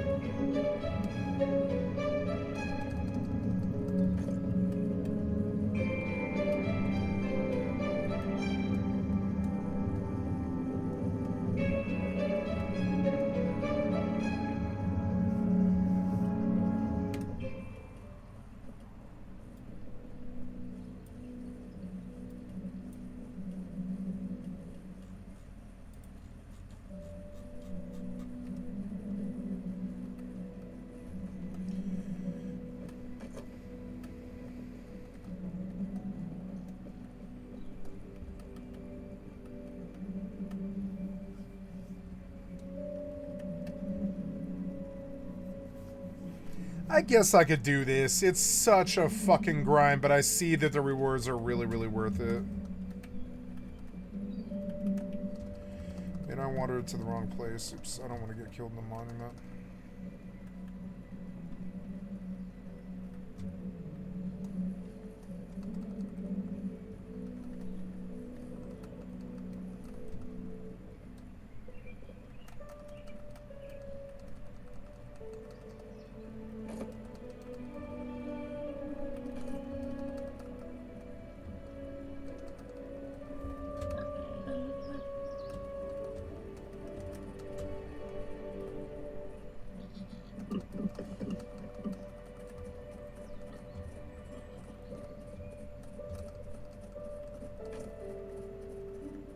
I like this music a lot. This town gets a better assortment of world music than Fab does. I wish we got all these I wish Fab got this track too.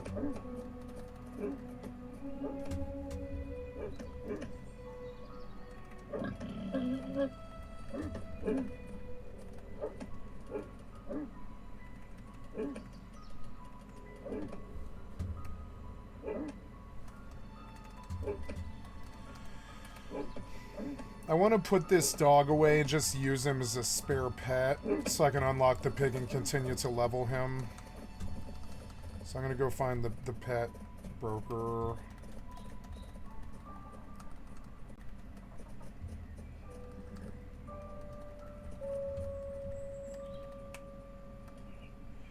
Yeah, stable the direwolf and unlock the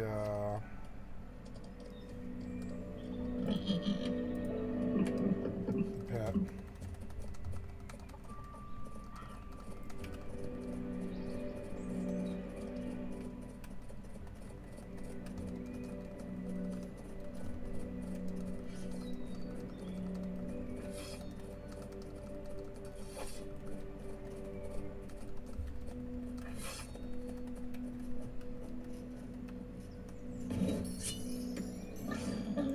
Yeah, I could just chain Razorback. I actually could see doing that for Therans.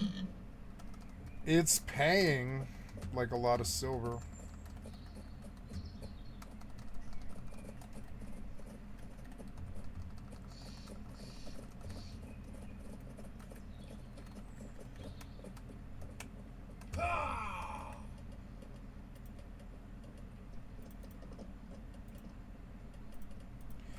I'm just gonna dump out this pig just on practice, cause he's rich. Or sorry, on theory, you know. I should technically buy more arrows. Yeah, I should technically buy more arrows. Yeah, like some more arrows. There's a Theron. Therans are good. I need 9 more. I have to run this. Oh my god, like the Therans. I hope the dailies are better. This is going to take a couple of weeks, but it is worth it. I'd see that the power gain is significant. Or I don't know, maybe this snap ability is enough. I don't know. It's hard to say. I could always come back to back T, but I don't know what I'm doing in Fab that I'm not doing in back T, so whatever. It's all Clade. Razorback.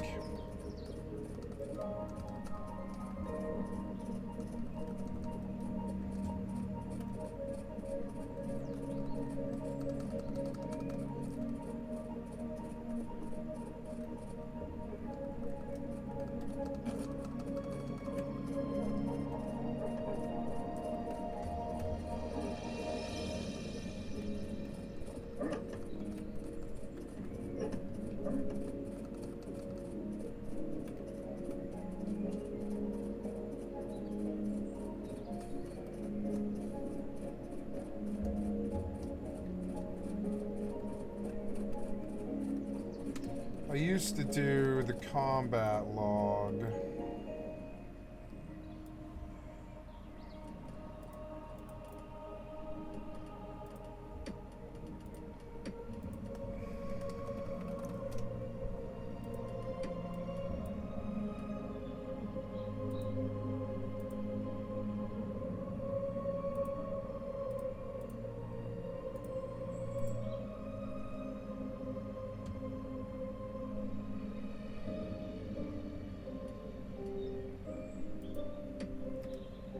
Yeah, I do like the combat log, and I wish it was a little bit more centered. Like right there on the screen where I could see it.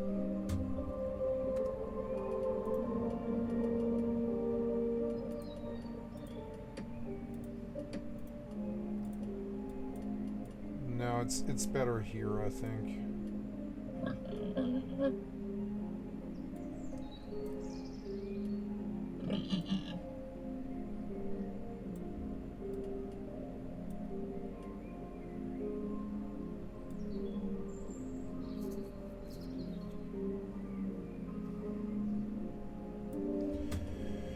There, that's a bit better.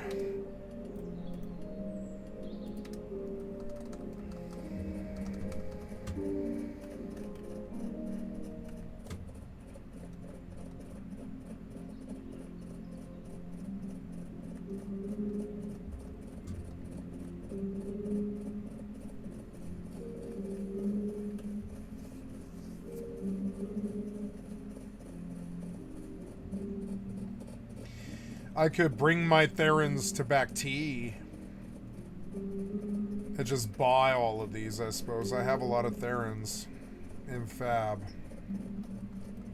But if I were to lose them, I would be so fucking angry. I can't even imagine. If I were to lose them, I'd be so angry. So no, I'll just earn them slowly out here.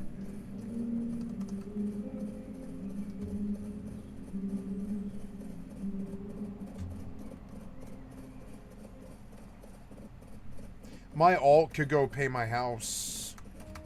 Although, oh well, yeah, I don't know if she has any money, but yeah, my alt can pay the house actually. So yeah, I can just stay out here, yeah. I don't think it'll take as long as I feel like it's gonna take.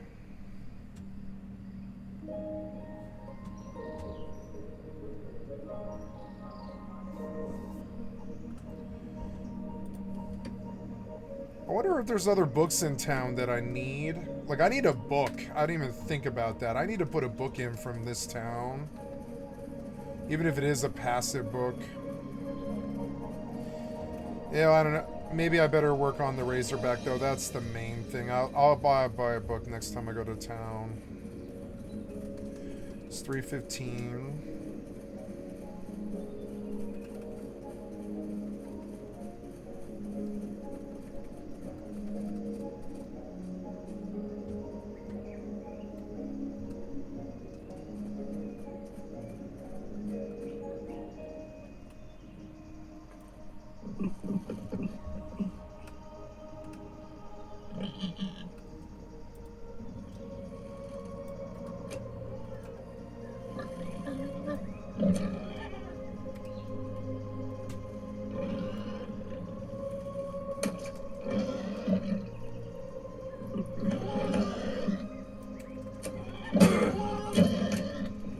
Look, I can just spam arrows into things now. I wonder if I can kill people really fast.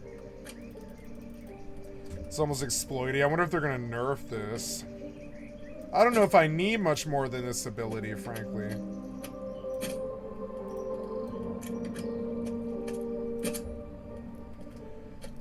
I want the abilities. Look, there's enough Razorbacks out here to just chain this all day and night. And it is kind of addictive. It is learning Mortal, and it is Clade. It's like slow Clade.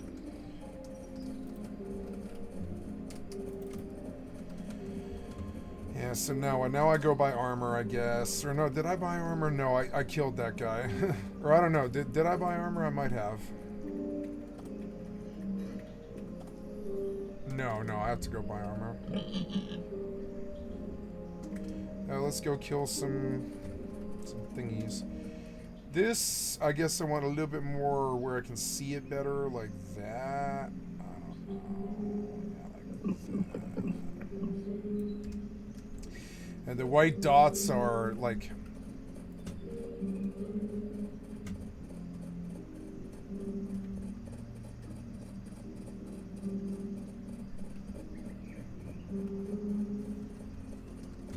I saw a bunch of Razorbacks. Where are they?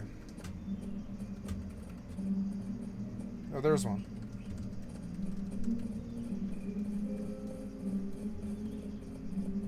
Oh shit, the fuck. It's Mohican.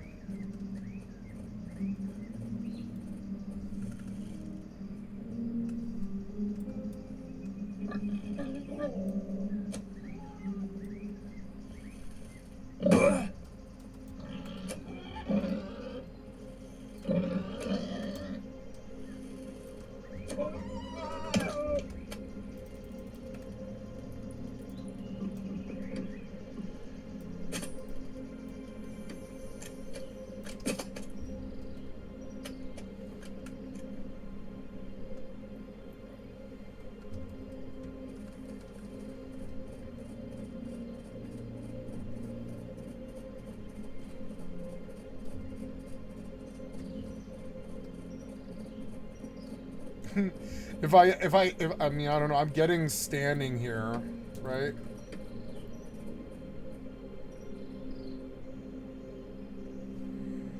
I am tolerated. My current stand is 113. So I think that's... Oh, yep. What's up, Mohican?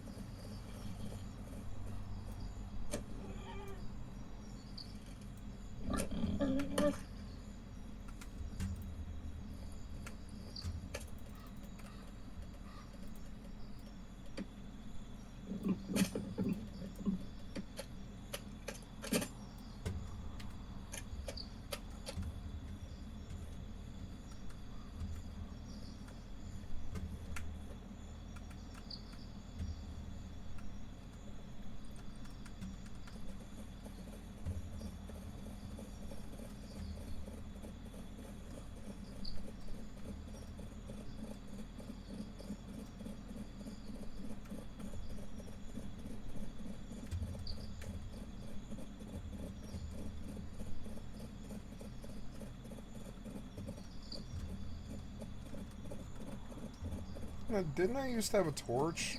Yeah.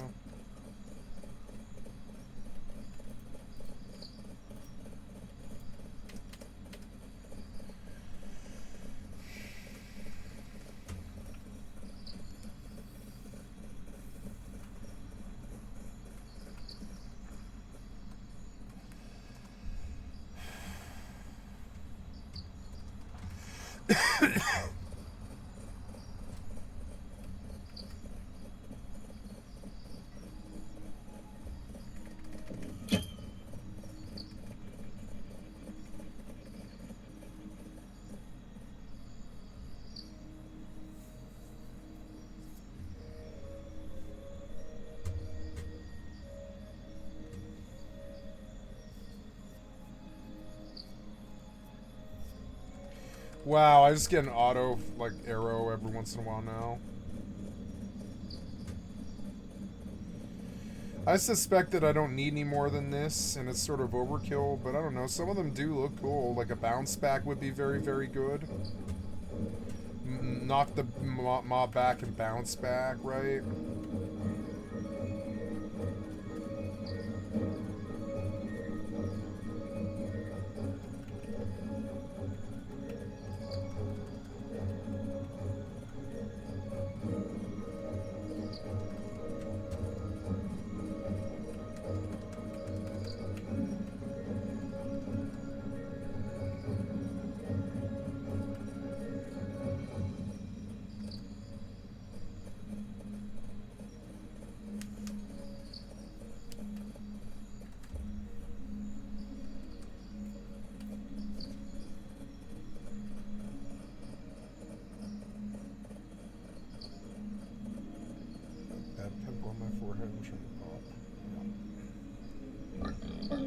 Hurts.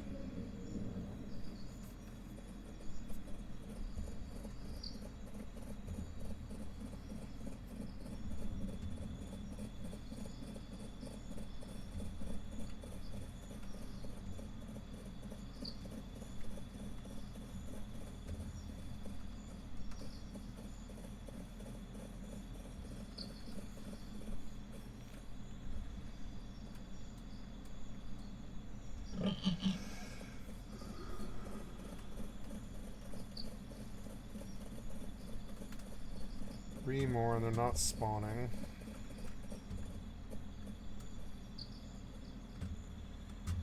guess I could go do something else. Oh good, stock came in. And now they've got supplies. Should I just buy supplies all the time and just sell? Is that what they're saying? Oh, okay. So I should just go sell again? Just buy the supplies for 75k or whatever? I don't know. That's not that good, but it's better than running more missions.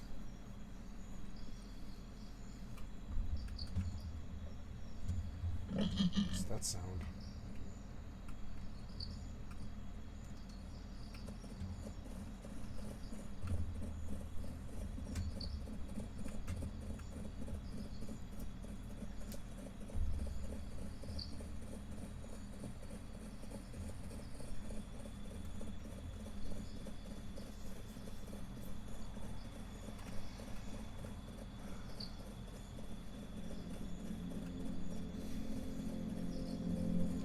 Pigs need to spawn. Pigs need to spawn. Pigs need to spawn. Pigs need to spawn. It's so annoying. Guess I'll play a different game. Fire cluster. Did I buy one already? Yes, I did. Okay.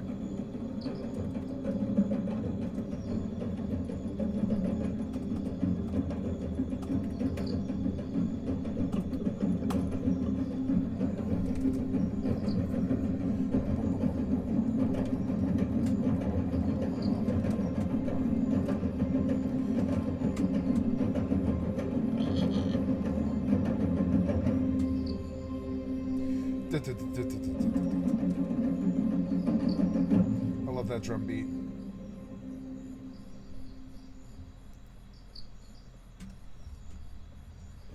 Fucking annoying. I hate the bunker. It's so hard to get to the laptop. Couldn't you just put it right by the door, you fucking idiot developer? Or give me access to it from anywhere in the bunker. This shit about stumbling around the bunker down blind hallways is just like, you can't see where you're going at all because it all turns weird corners. You can't tell which corner is which corner. There, see.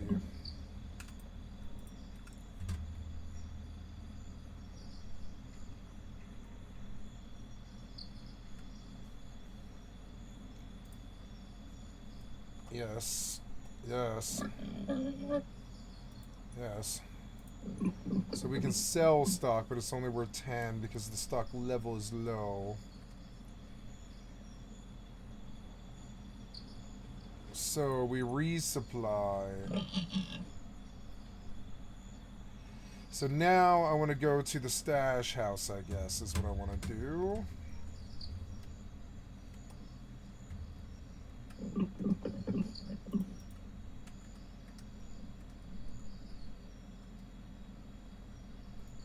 Can I fast teleport to the town? I don't think I can, huh?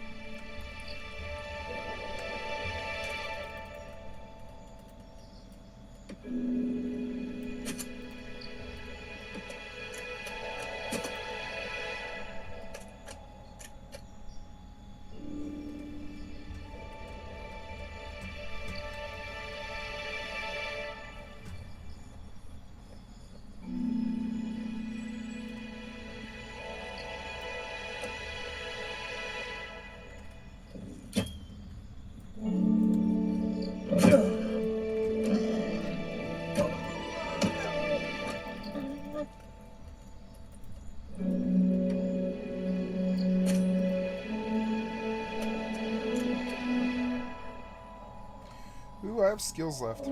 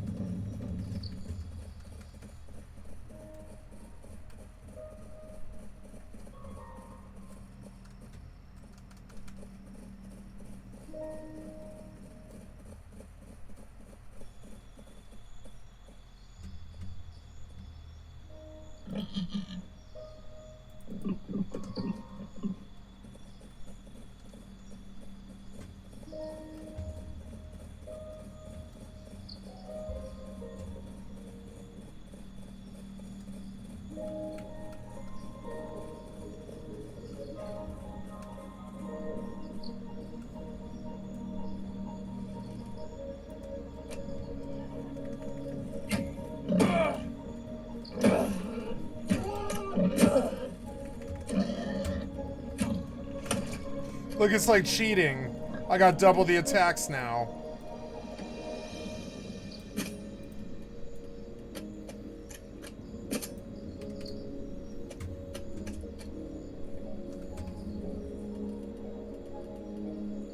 Okay, we're done? Okay. Get another Theron. Just gonna leave that there for later. I don't know, going 700 meters to kill pigs isn't that bad. And each day there's a chance that a 5 Theron 1 could pop, or like a daily that's good.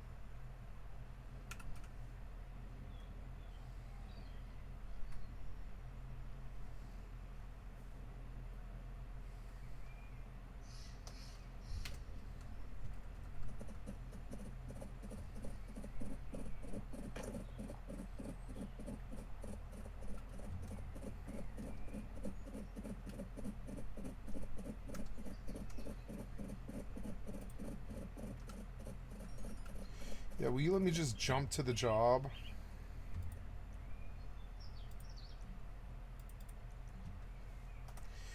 I can just go. Oh, wait. No.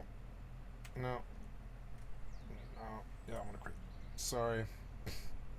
I'm not starting a survival job now. I'm trying to get outside fast. Like, really fast. Yeah, go to the job. Leave. And now I'm outside. I don't have to deal with leaving, trying to find the door. You know?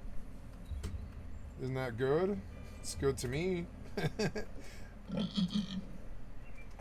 Okay, so gotta go get this hunting task.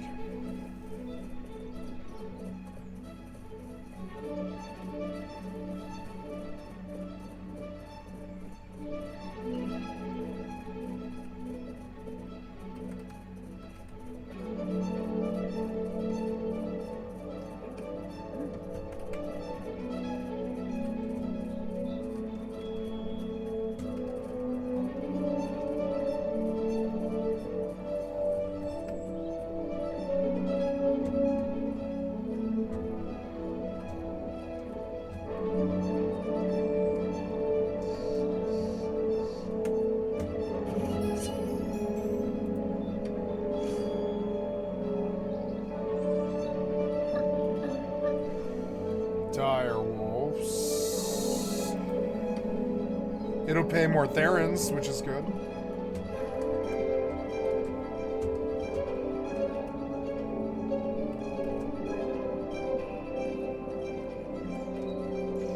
I need to buy arrows and a torch.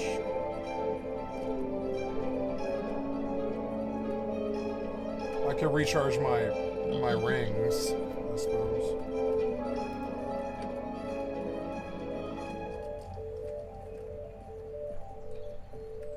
How much money do I have? 24, which isn't enough, but it's good.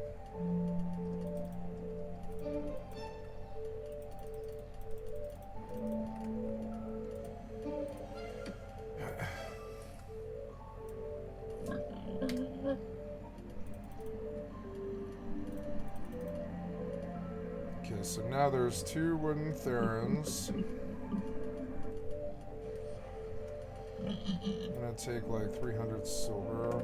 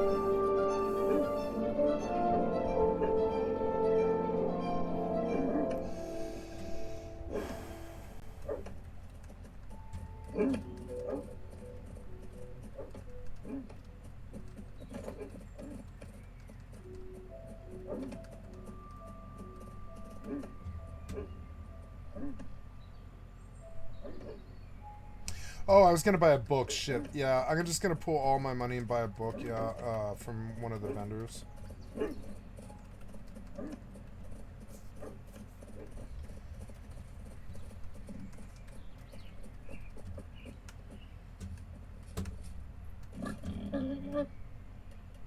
Yeah, I'm gonna pull like all this money and I'm just gonna buy books.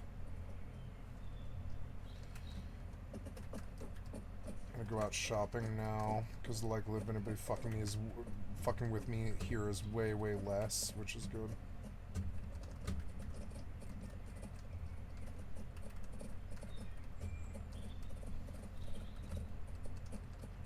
So, I am trying to buy a fancy Curite book called, I already did aiming technique, and now I need to know a marksmanship.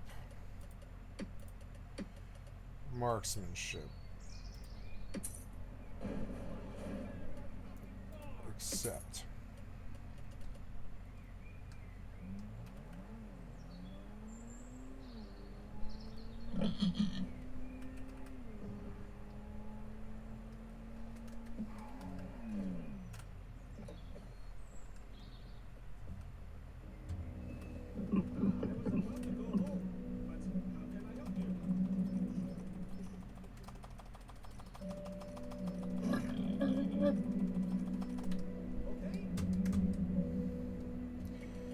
Now we put in a book for marksmanship.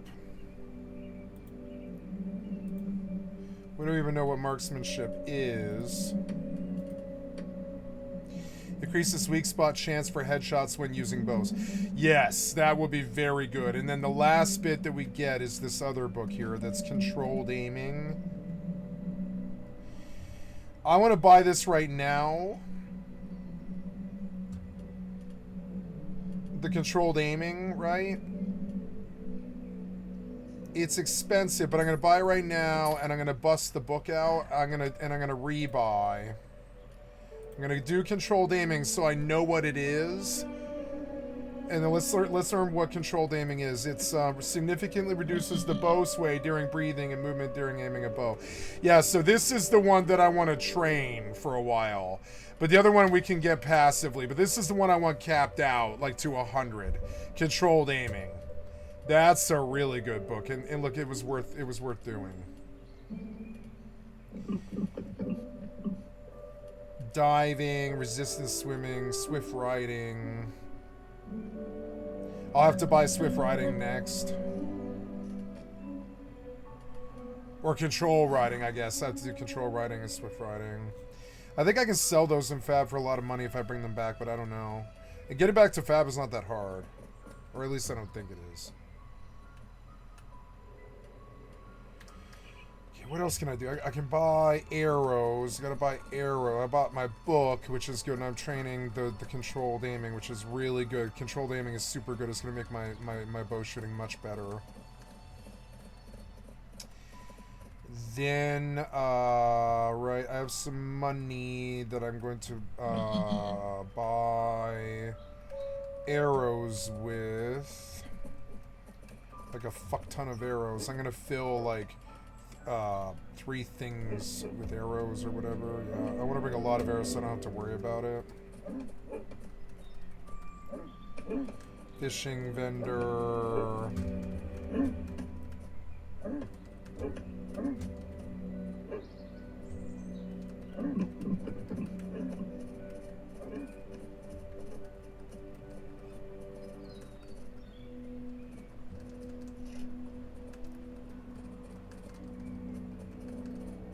Controlled aiming increased to 11.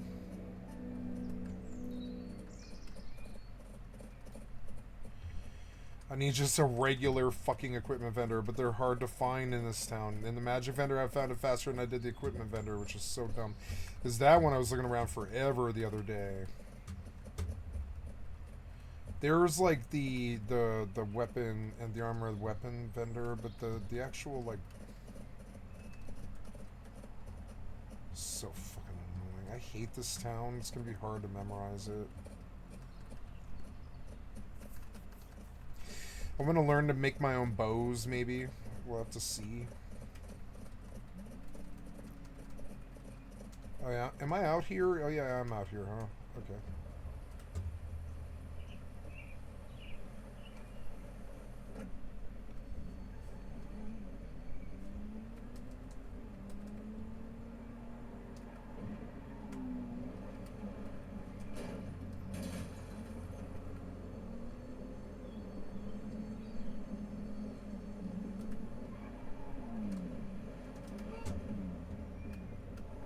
He gone.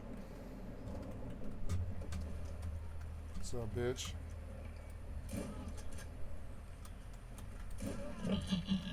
Nopes. Thank you.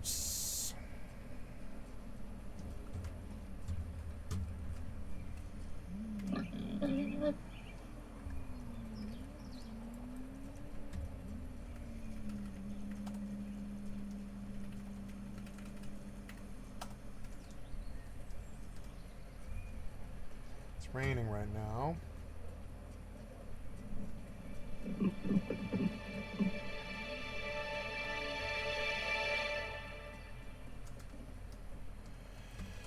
There's the damn equipment vendor. It's so annoying.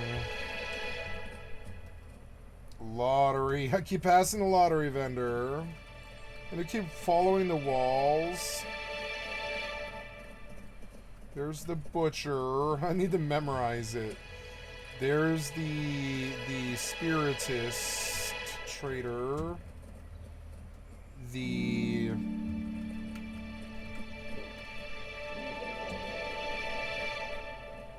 There, somewhere in here, I think, is where the... Oh, no, that's the decoration vendor. That's the alchemist. Fishing vendor. This is out of town.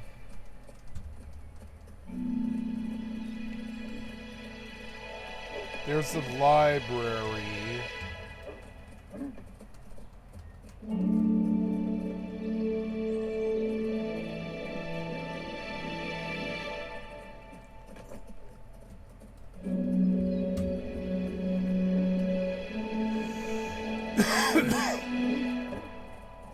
Utility vendor, thank God. So we gotta remember, utility vendor is back here by the cooking vendor, Okay, I need broadhead arrows.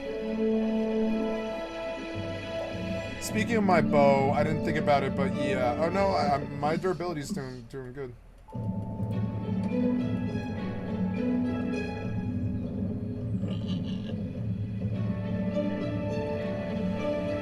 Buy like 1,200 arrows, 1,600 arrows. Yep.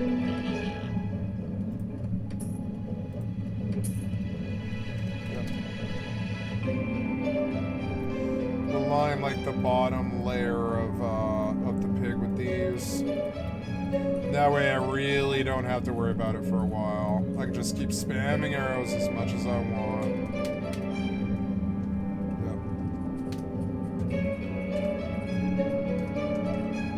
Because if I'm not gonna get ganked because of the changes in the criminal stuff, like I could just have fun in the PvE, and that's what I'm gonna do. I'm enjoying it.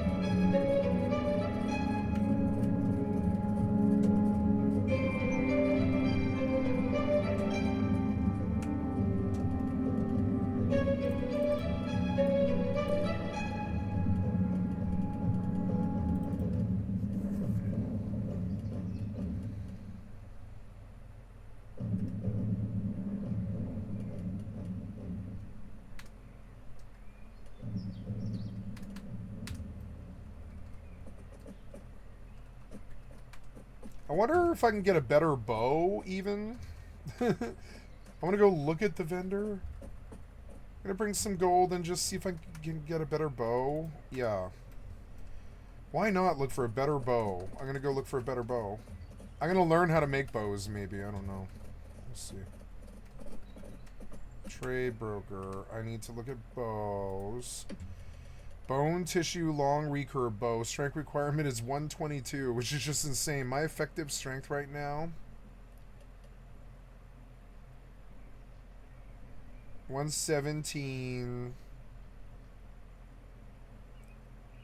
Like, can I use the bow? I don't know. Like first of all, let's sort by cost lowest first. Bone tissue short recurve, strength requirement 57, 85, 85. Isn't that better? The amount short recurve. 77, 85. Let's see. Can I get? Let's see what's north of 90, or even like 112. There's a 122, but that's too high. I think. I don't know. Is that too high? I don't know. Let's see what happens when I fire it. I don't understand this system very much. Maybe it's like you don't have enough or whatever. Bone tissue long recurve bow for 2 gold. Long recurve bow. So we'll try that guy just because it's cheap and see if I can switch out. Take it off. Put it on. Draw and fire like at this like wall.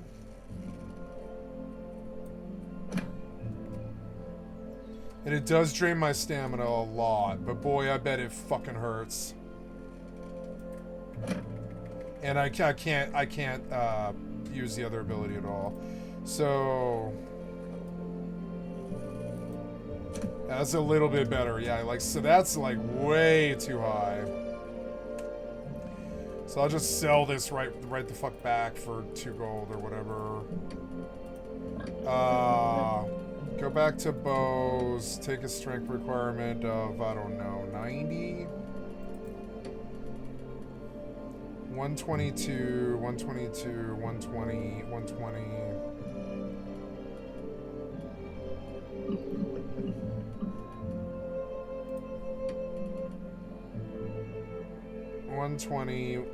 But I mean, I have 117.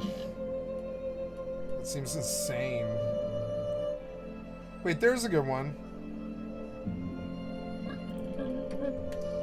There we go. There's a really good bow.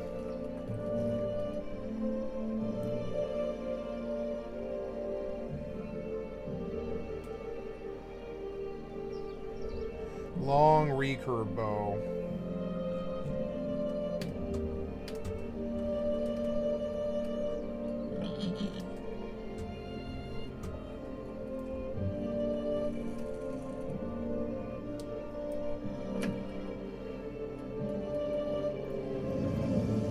This should really hurt things.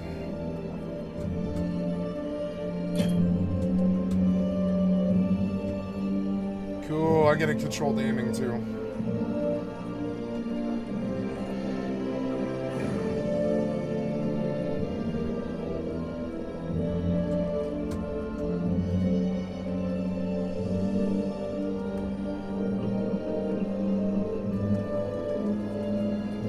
Oh, you cannot use this weapon while mounted.